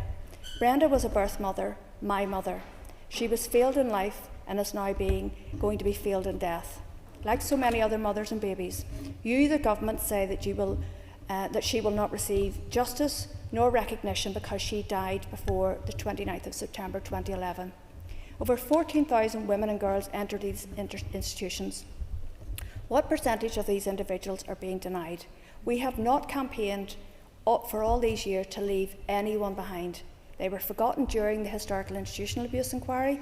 They should not and cannot be forgotten again. The First and Deputy First Minister said they wanted to take the shame and stigma away. But with this result, they may as well have handed all the shame and stigma back again. No one's life should be held in a time frame. This is Brenda. Remember her, remember them all. Therefore, Mr Deputy Speaker, I would like to put on record that I will be seeking to have this date amended either through a committee or an individual amendment. Linked to this is the amount that the bill has allocated for the posthumous amount itself, found at clause 31(9)(b), where it states that the payment is to be £2,000 if the person is eligible under subsection 5, in other words, deceased. And again, linked to this is the issue of intergenerational trauma. A mother may well have died before this date. However, the long-term impact of the shame, stigma and grief that they lived with in their adult lives will live on through their now adult children. The Executive Office itself, in its Strategy for Victims and Survivors of the Troubles/Conflict 2024 to 2035, on page 4 described intergenerational trauma as the impact of a traumatic experience not only on one generation but on subsequent generations after the event. Therefore, it seems that the Executive Office has a blind spot to how intergenerational trauma will have impacted those mothers and the children that they had. And I think that we need to reflect on that in terms of the posthumous amount payments for victims of these institutions. It should also be noted that the date for posthumous payments under historical institutional abuse was the 29th of April 1953, and it is my opinion that it should be a similar date set for mother and baby institutions. And Junior Minister Cameron there just highlighted how that date was arrived at in terms of the historical institutional abuse, those institutions, and said that the records from that time show that there were failings in inspections. This is the whole point. These women went into these institutions shut away. Nobody was looking out for them. So for decades, they were subject to very similar abuse and trauma. So we cannot say that the women who went through this, because they died after a certain date, did not experience the similar trauma and abuse that children in these institutions did. So I think that the point is that we cannot, as that lady in her letter about her mother Brenda, we cannot put a time frame on this, the fact that these women who were subjected to this abuse should be acknowledged in the redress scheme. So moving on, Mr Deputy Speaker, I do want to put on record my concern that the redress scheme does not seem to give any recognition to those babies and children who died early on due to the harsh conditions that they entered the world into. We know from the QUB, Ulster University research, that there were higher levels of infant mortality in these institutions, and while they admit in the 2021 report that the figure varied by institution and got less severe as time passed, there is evidence, both in terms of statistics and from the stories of women who gave birth, that they experienced very harsh birth conditions. They were not afforded the same support as women who were married, whether it was in the institutions or whether it was in a nearby hospital. As such, I do want to see if and how these babies and children, maybe they only live for a day or two, but they should be acknowledged in what is an acknowledgement scheme. Turning now to the £10,000 standardised payment as found at clause 5(9)(a). Historical institutional abuse, we know that under this scheme the standardised payment was £10,000, but this was from a bill that received royal assent in 2019. So if you take 2019 as your figure, in today's money, £10,000 would be worth £12,771. Or alternatively, if you take this figure for the redress scheme, which opened in 2020, £10,000 would now be worth £12,545 approximately. Noting, of course, that the initial payment that was proposed for HIA was £7,500, and through collective political action, this was raised to £10,000, and I hope that we, as a committee and this chamber, can come together to raise that figure to one linked in inflation through an amendment. Mr. Deputy Speaker, I want to raise another couple of issues in relation to the redress scheme. So under clause 32(2), in relation to the time limit for applications for a payment, it states that the payment for an application for payment may, by regulations, be extended from 3 years to a maximum of 5 years. I think this is a mistake. And what happens if we have, God forbid, we have another pandemic? What happens if the communications and promotions of the scheme are slow to permeate beyond these shores, and that those people who are eligible, who live in, for example, Australia or Canada, don't hear about the scheme for a couple of years? I think it is unnecessary to specify the maximum amount for the extension of the scheme, considering it's reported that these will go into regulations. In terms of just a final point, in terms of the funding, which is found within one of the schedules there, we as a committee have been very disappointed at the slow pace at which the institutions have come forward with contributions, so-called voluntary contributions, towards the Historical Institutional Abuse Redress Scheme.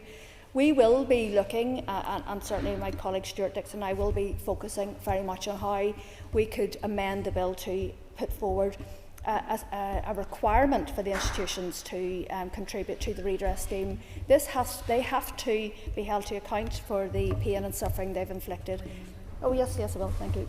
Thank the member for taking the intervention. I just want to highlight that some of these institutions are global institutions, and these abuses have occurred in other countries around the world, and so we need to highlight to them that they do have recourse and they have means to actually have the payment to be able to help these people here, because too often, especially when it comes to churches, it's actually left on the shoulders of parishioners, for example. So I think it is really important to note from the government that these are global institutions, some of them, and they should be participating and helping where they can.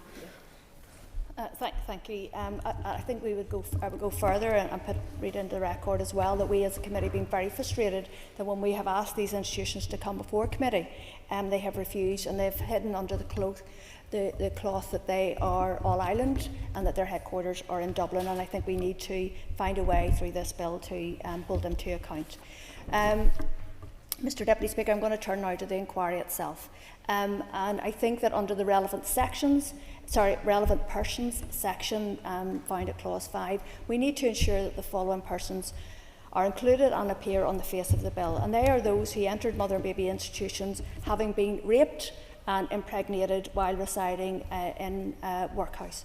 They should be there and they should have been cared for, and yet they were groomed and they then led a life further traumatised. And again, I also think that we need to find a way to include that those relevant persons also include the babies and children who died while staying in one of the institutions. And on this, Mr. Speaker, I think as per clause 1, section 2, the inclusion of the words truth recovery before the words public inquiry are superfluous. We as a committee in closed session took evidence from some now adult women who were placed in the White Abbey Girls Training School, and when they spoke to us they said that they didn't come forward during the Historical Institutional Abuse Inquiry because they didn't feel that it was relevant to them. What we need with this public inquiry is plain English, and if you take truth recovery, public inquiry, that could fill the first line of a headline in a in a newspaper. What we need to do is make sure that this speaks directly to people. So I think that should be removed.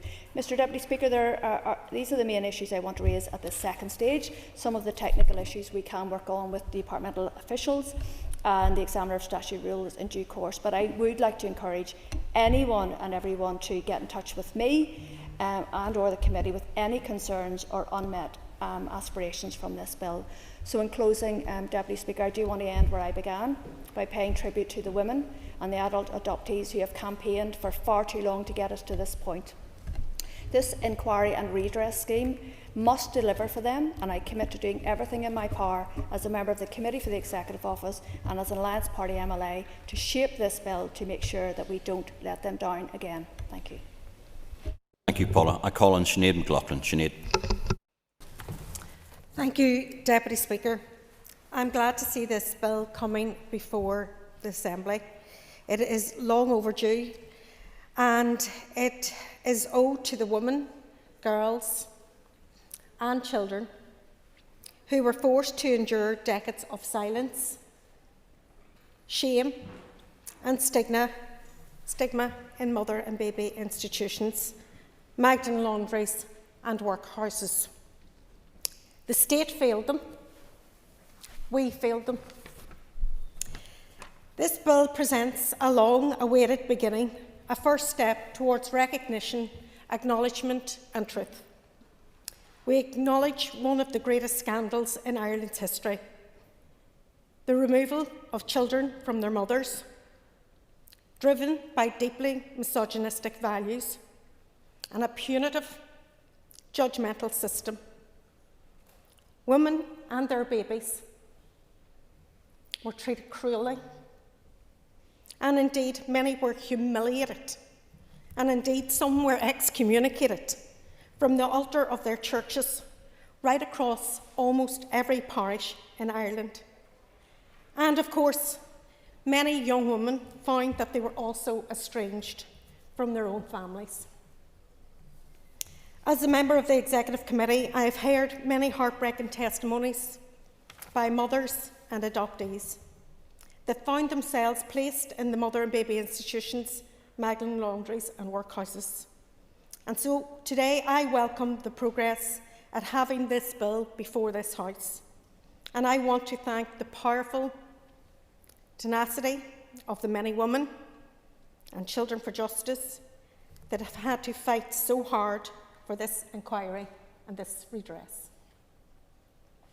The committee is clear about the significance of this legislation, especially in responding to the recommendations made by the Truth Recovery Design Panel in 2021.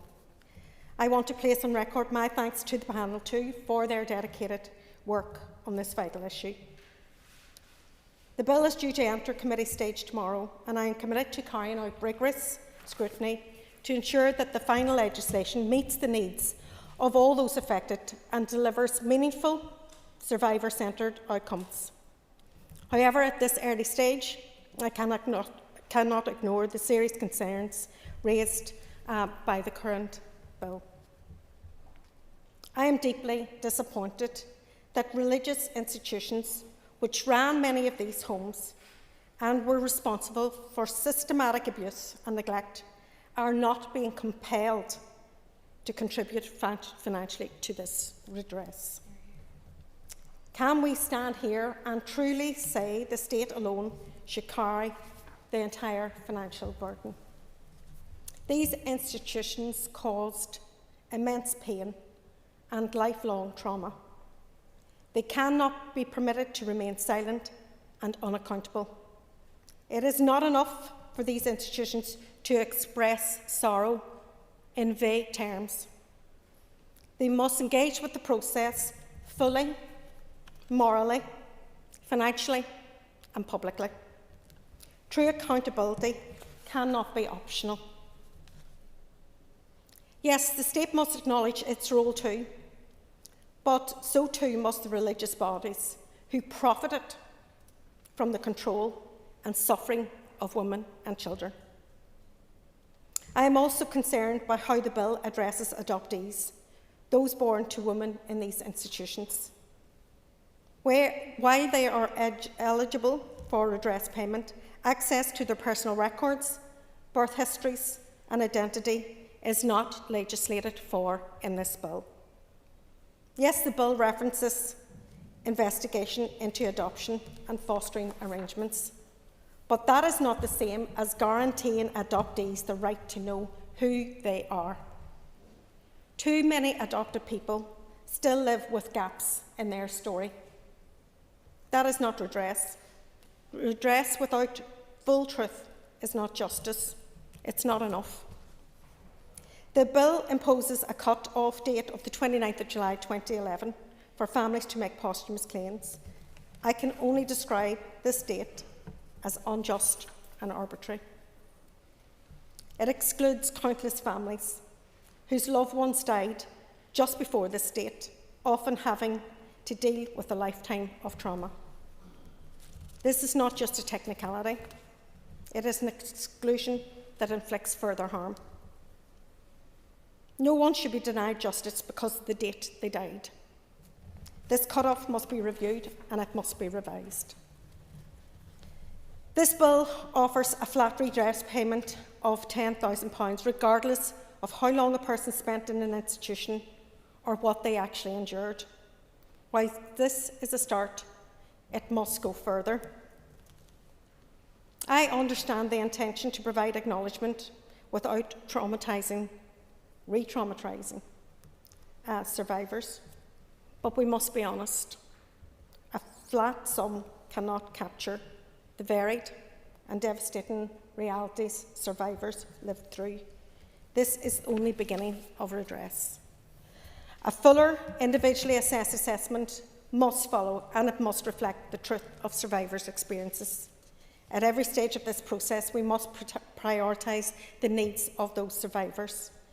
That means avoiding traumatisation, but it also means providing ongoing mental health support, trauma-informed care, and clear assistance throughout. Survivors have already carried too much. The system now must carry them. This bill is a first step, a long overdue one, but if we are serious about truth, justice and dignity, then we owe survivors not just acknowledgement, but accountability. Not just compensation, but real, lasting redress. Words of compassion are actually not enough.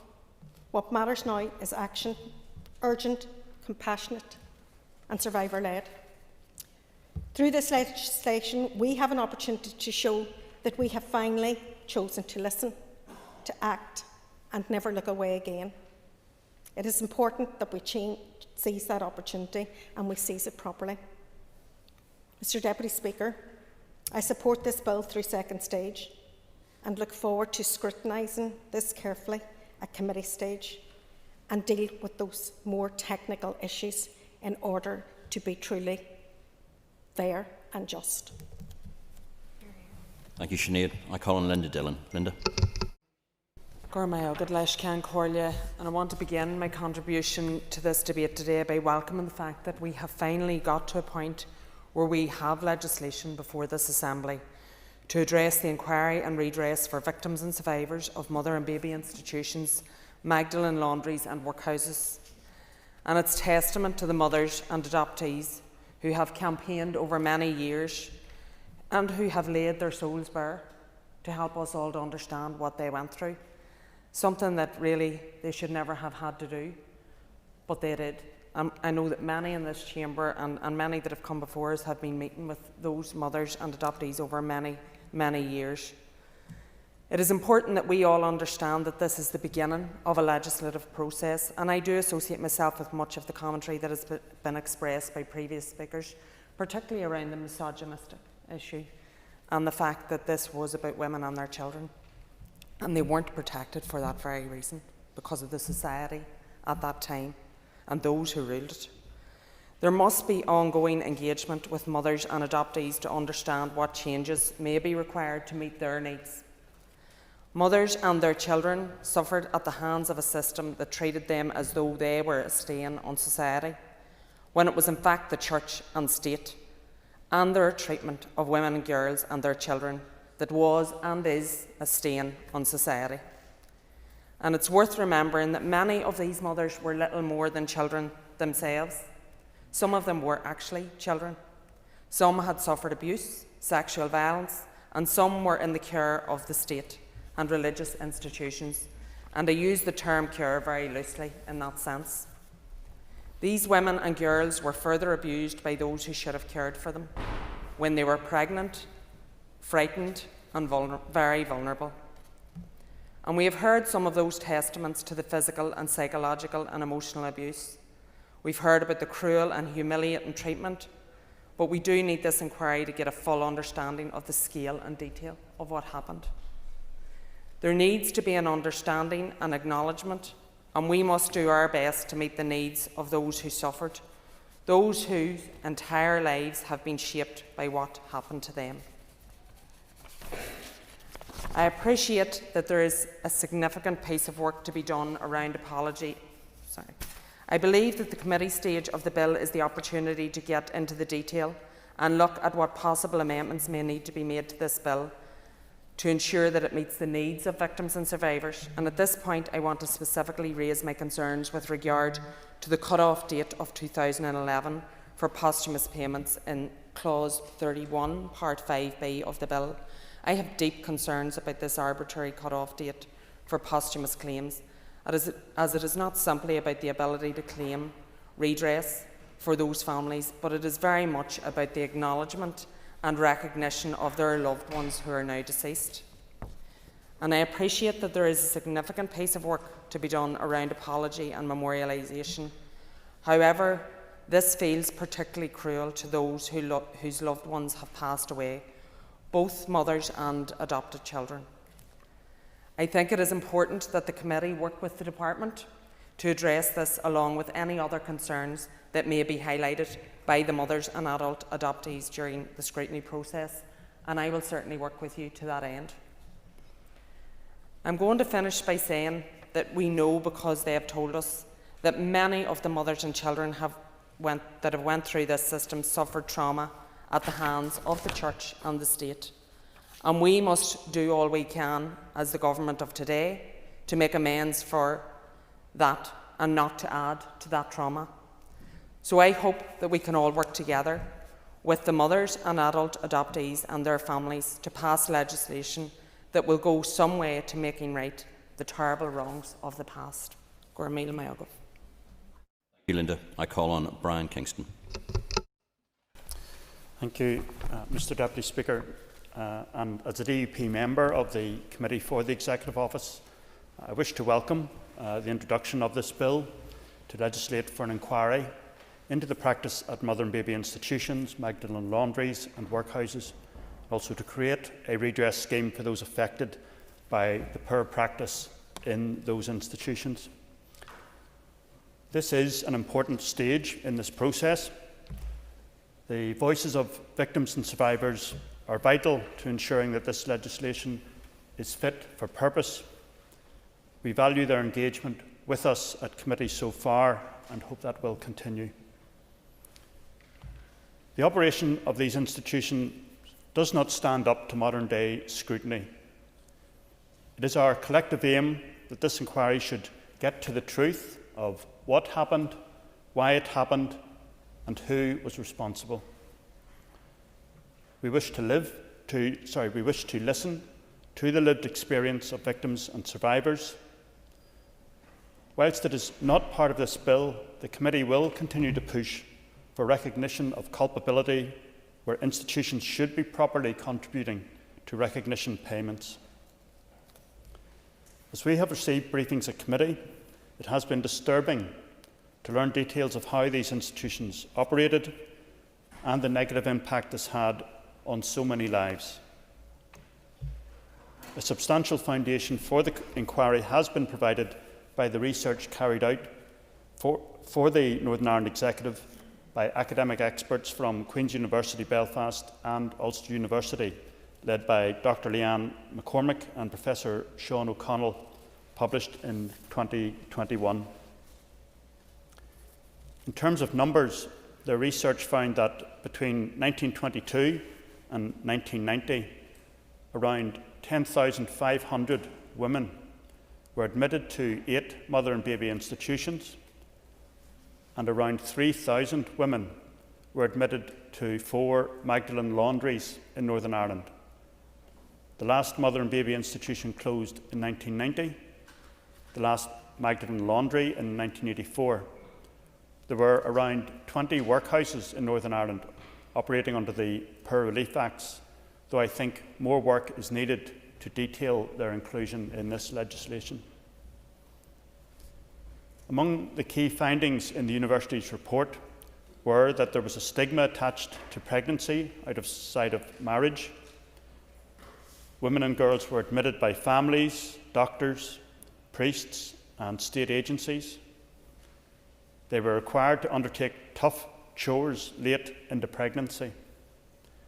They had little preparation for childbirth.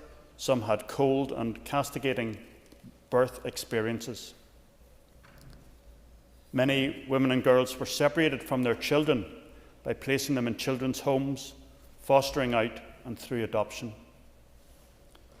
There were significantly above average infant mortality rates. Women and girls entered Magdalene Laundries by a number of routes, including from mother and baby institutions. Work in the laundries was carried out without pay, and some women spent a lifetime in a laundry, died, and were buried there. These various institutions were run by Roman Catholic, Protestant, state, and charity authorities. The most common reason why women were admitted to mother and baby institutions was family pressure in order to hide an unmarried pregnancy. In some cases, the pregnancy was as a result of a sexual crime, including rape, incest, and unlawful carnal knowledge. Throughout the evidence we received, I was left with the impression that whoever's interest was being served by the running of these institutions, it was not that of the women admitted, nor their babies.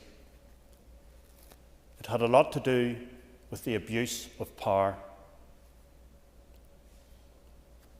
It is stated in the report, in the majority of testimony gathered on these 4 homes, women provided vivid accounts of being made to feel ashamed about their pregnancy and suggested that the atmosphere was authoritarian and judgmental.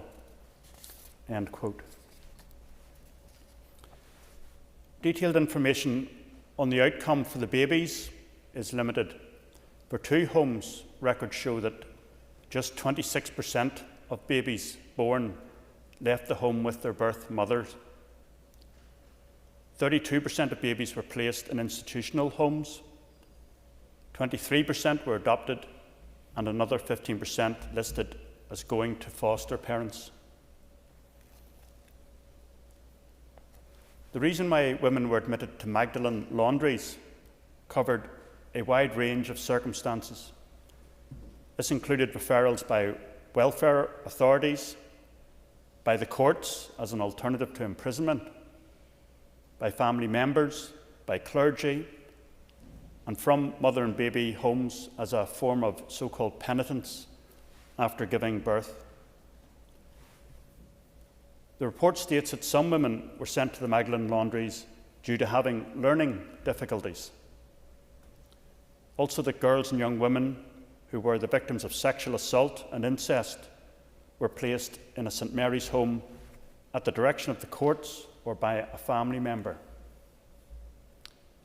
In other cases, individuals referred themselves to one of the St Mary's homes due to a personal crisis. Issues included domestic abuse, alcohol addiction, homelessness, or the breakdown of family networks. It is deeply disturbing that so many women and girls in a wide range of vulnerable circumstances were sent to these institutions where they experienced harsh conditions and a lack of the specialist support which they should have received. The redress scheme is proposed to provide a recognition payment of £10,000 for people who were admitted to one of the relevant institutions during the relevant years, including children who were born in the institution or just after their mother had been there. We welcome the simplified criteria for eligibility and hope that everyone who can apply will apply. The power to establish a Victim and Survivor Advisory Panel to work alongside the inquiry chair is a positive move in ensuring that the voices of victims and survivors are heard throughout this process. We are pleased to note that the initial £10,000 payment will not impact on benefits, take into account other payments, or require the individual applying to sign a waiver. This is an important difference between this redress scheme and the HIA redress scheme. We welcome too that the £10,000 admission-based payment, and note that a harmed-based payment scheme will follow. We welcome that family members, meaning a surviving spouse, partner and children, are all eligible to make an individual posthumous claim on behalf of their deceased and claim £2,000. We are aware and have learned from other truth recovery and redress schemes which have been implemented elsewhere, including in Scotland, in Lambeth, in London, in the Republic of Ireland and in Canada. This payment will not undo the hurt and suffering of the past, but it is an acknowledgement of the hurt that has been caused and the lives impacted.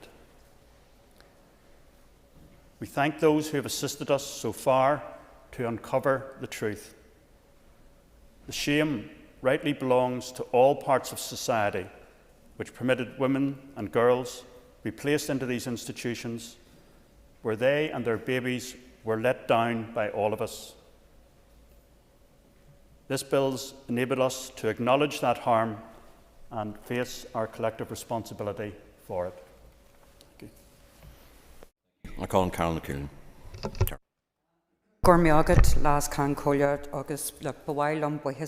I would like to thank the members. It's a very important day today. Thank you, Mr. Deputy Speaker, and thank the ministers for bringing this very important draft legislation. It is, as other speakers have said, a really important and momentous day. A day that many individuals and their families, I have no doubt, have literally been waiting for their whole lives to come. And certainly in my time here, and I'm here from 2007, it has to be one of the most momentous pieces of legislation that I've seen coming. I think every member who has spoken has only given a glimpse of some of the issues that have disturbed us, infuriated us, made us cry, made us angry, particularly the way in which the injustices and the shame that was inflicted upon many women and girls and their families. And for me, this is the start of a day that will shine some light on the practices of what happened to women and girls in so-called mother and baby institutions, Magdalene, Laundries and Workhouses. This legislation will, as others have said, provide the basis for a full public inquiry, and that is really important. That is really what the victims and survivors and their families have been campaigning for decades.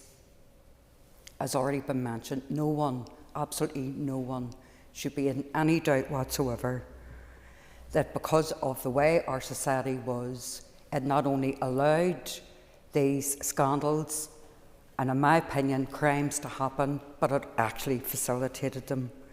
Women and girls who became pregnant were disgracefully treated, and their families were disgracefully treated. As other speakers have said, the pathway that those women and girls entered these institutions, some were sexually abused and raped, All were traumatised and all were alone when they went into these institutions. The context, as I've mentioned, that allowed this to happen was patriarchy, it was gender bias against women and girls, it was misogyny, it was viewing women and girls' lives as less than and as others, and what they experienced, and it has been proven in other jurisdictions, was forced adoptions, coercion and control, cruelty,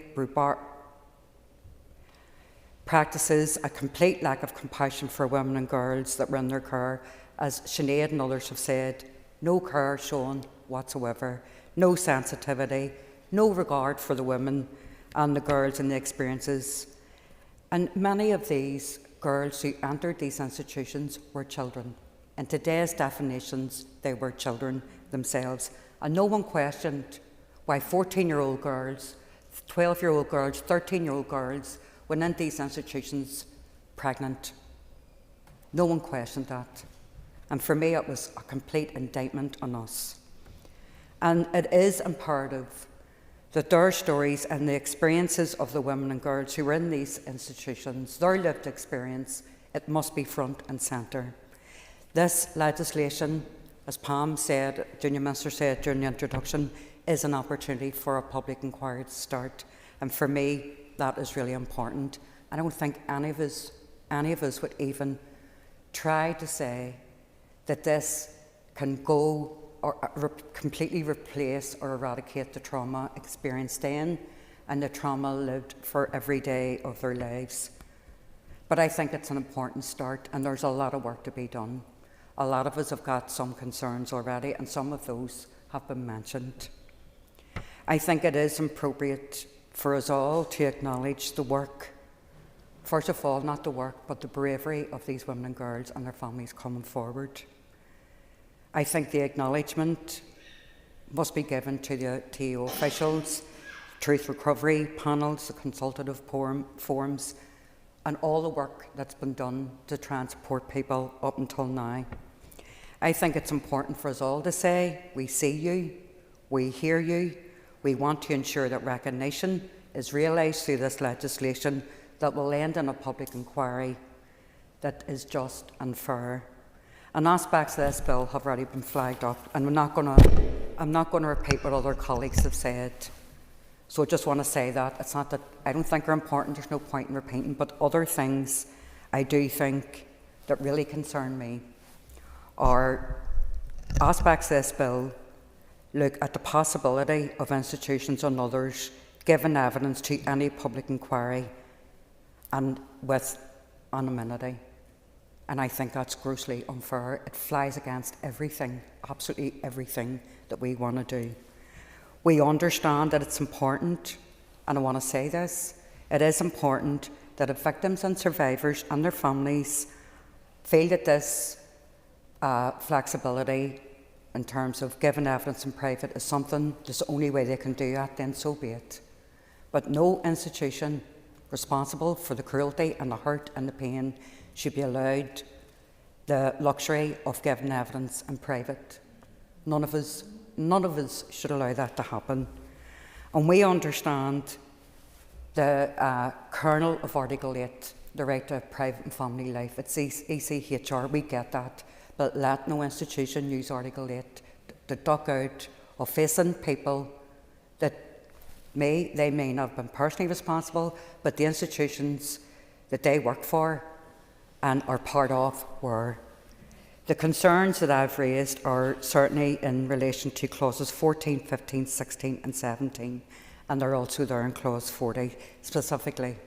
And that's something that we raised with the officials who attended the committee, and I believe that they're going to look at this with careful consideration.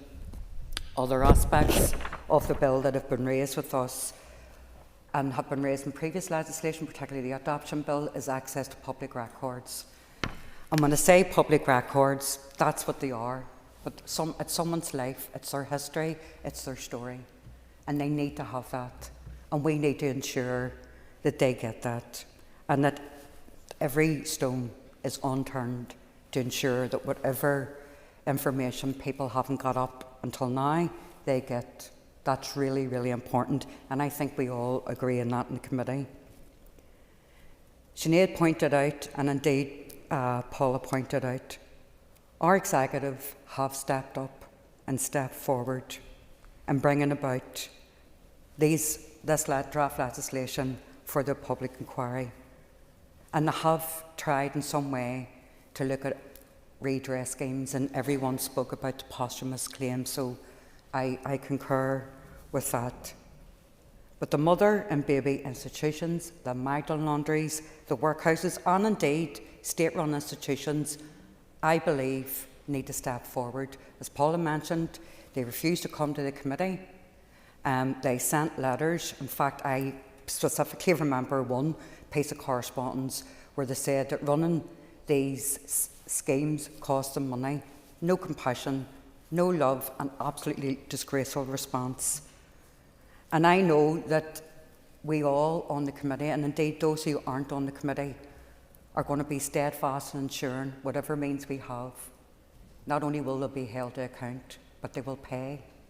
They must pay.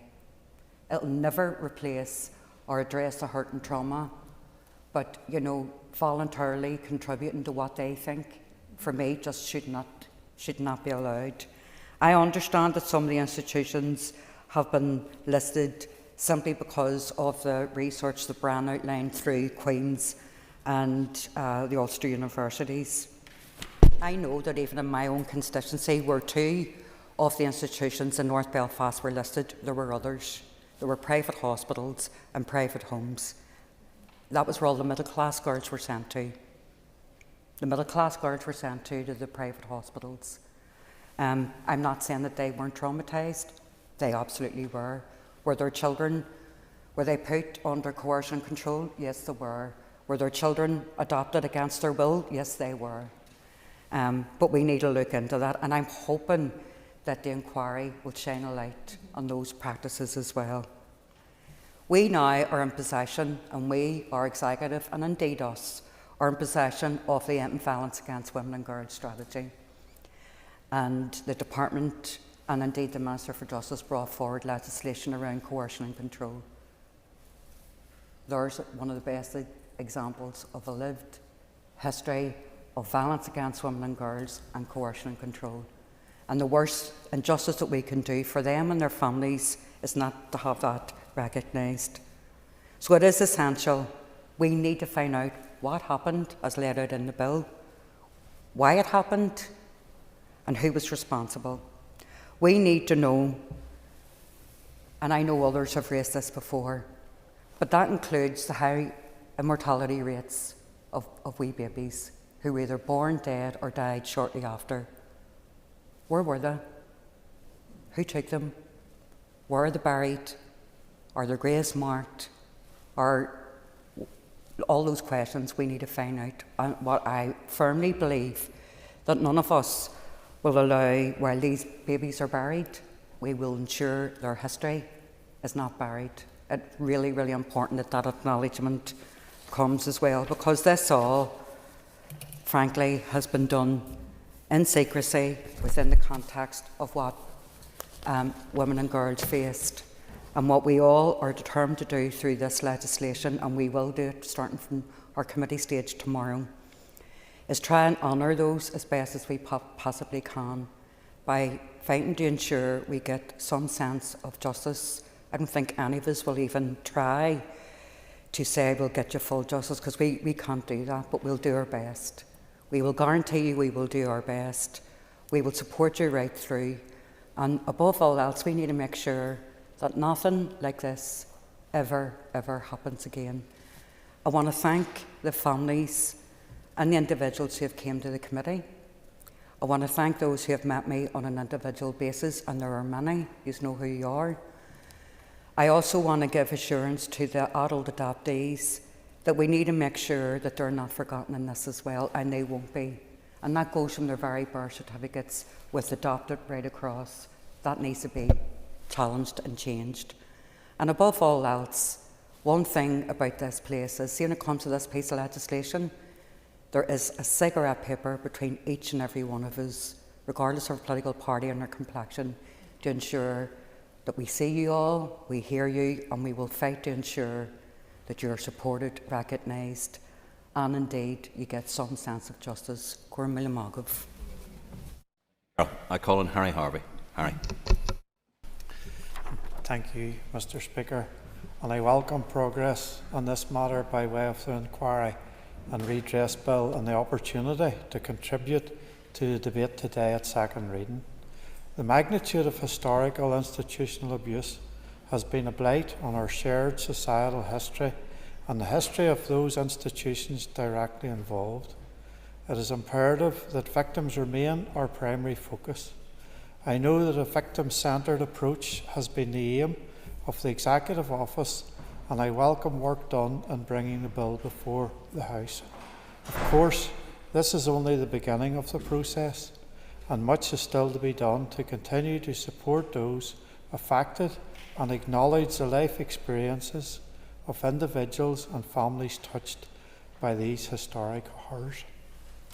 Turning to some of the specifics of the bill contents, I welcome clarity within the bill in relation to payments.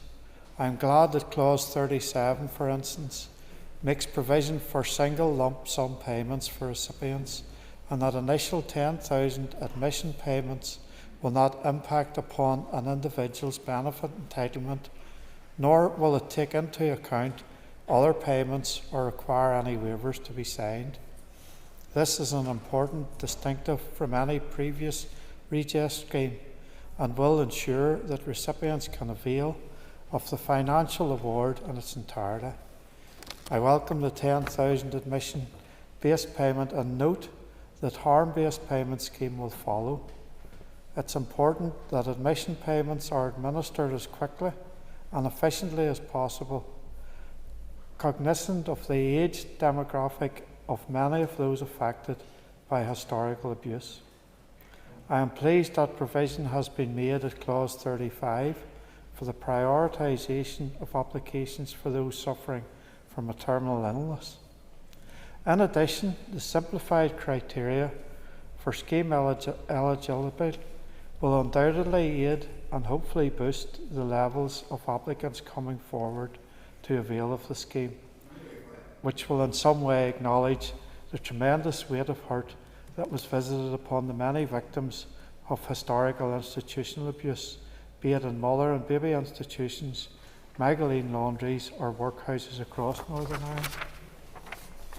Yeah, I thank the member for giving way, and both for his contribution and the contribution of many members, particularly the one from North Belfast before. And I want to just pay tribute to the work of the Executive Office. So I'm not on the committee this time around, but I was in the previous mandate, and I know just how powerful the testimonies are. This is one of the most shameful actions in the history of this country, and it is deplorable. The member talked about a victim-centric focus to this bill, and I firmly agree, and sadly our victims have been let down over many years, and it's lamentable that so many victims and survivors have died waiting for redress and justice. To that end, does he agree with me, and I think others who have spoken today, that this needs to go further, that we can't have a hierarchy of victims, and we do need to broaden it out to ensure that everybody who is impacted is able to avail of this redress scheme? First of all, thank the member for his intervention, and yes, totally agree and appreciate it. Okay, thank you. There is tremendous hurt and anger around this issue, and we must acknowledge that. The committee has been alive to the lived realities and experiences of so many victims and survivors, and we have all heard accounts from those who were subjected to horrific levels of physical and emotional abuse. Whilst this bill will never undo past tragedies, nor could it ever quantify the trauma experienced in appropriate financial terms, it provides in some small way for an official acknowledgement of the wrongdoing experienced by victims. As the Executive Office moves in the coming months to enact the contents of the bill, it will be vital that the voices of victims continue to be heard within the process. Provision for the creation of an advisory panel alongside the inquiry chair is a positive element of the bill and demonstrates that victim approach and action. Mr. Speaker, the pain of the past can never be undone, but the bill before the Chamber is a recognition of that pain and I support its passage. Thank you. Call on Mr Dixon Stewart. Very much, Deputy Speaker. I would like to start my contribution to this debate on the second stage of the bill by recognising at the very heart of this bill, for me and for my party, are the victims and survivors and families watching this debate. This particular bill is long overdue, but it finally puts in motion a statutory inquiry into what happened into mother and baby institutions, Magdalene, Laundries and Workhouses, and begins the process of redress. The bill's not perfect. I'll come to that later in these comments. But the bill does do something very important. It says what happened matters. The people's pain matters, and the institutions and the state can no longer hide behind silence any longer. As a member of the Executive Office Committee and speaking on behalf of the Alliance Party, I am here today to support the bill moving to committee stage so that we can make it better. Survivors deserve more than words. They deserve action, and by that it means we have to get it right. The bill does some good things. It sets up an inquiry with proper powers to compel document delivery, call witnesses, and uncover the truth. It starts a redress process, which, as we've heard, includes a standardised payment of £10,000 for each eligible survivor and £2,000 for a qualifying relative when a survivor has passed since 2011.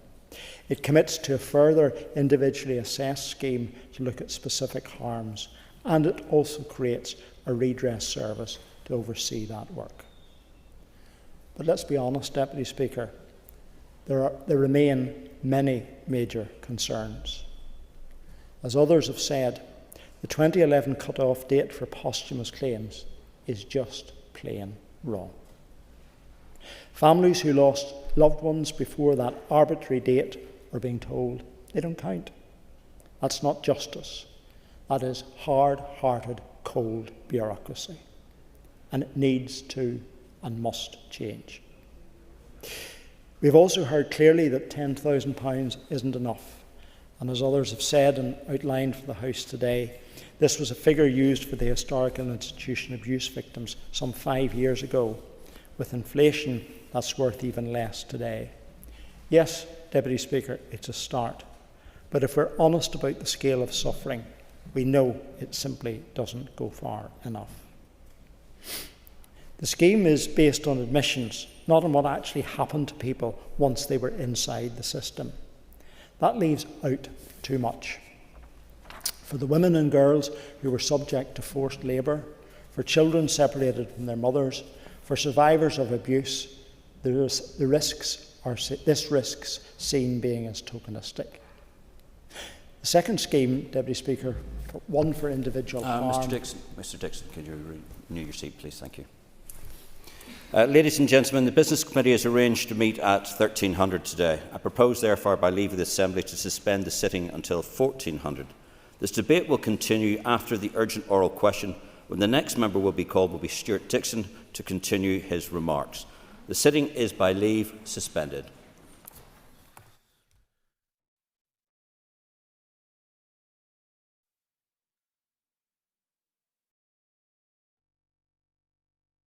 Assembly Chamber.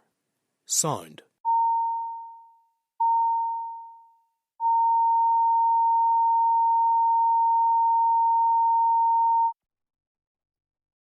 Assembly Chamber. Sound.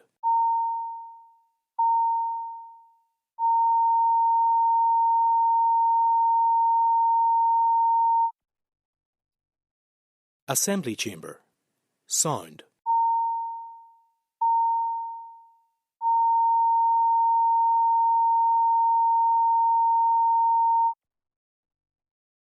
Assembly Chamber.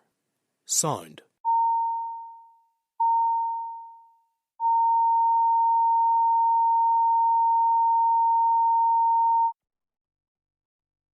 Assembly Chamber.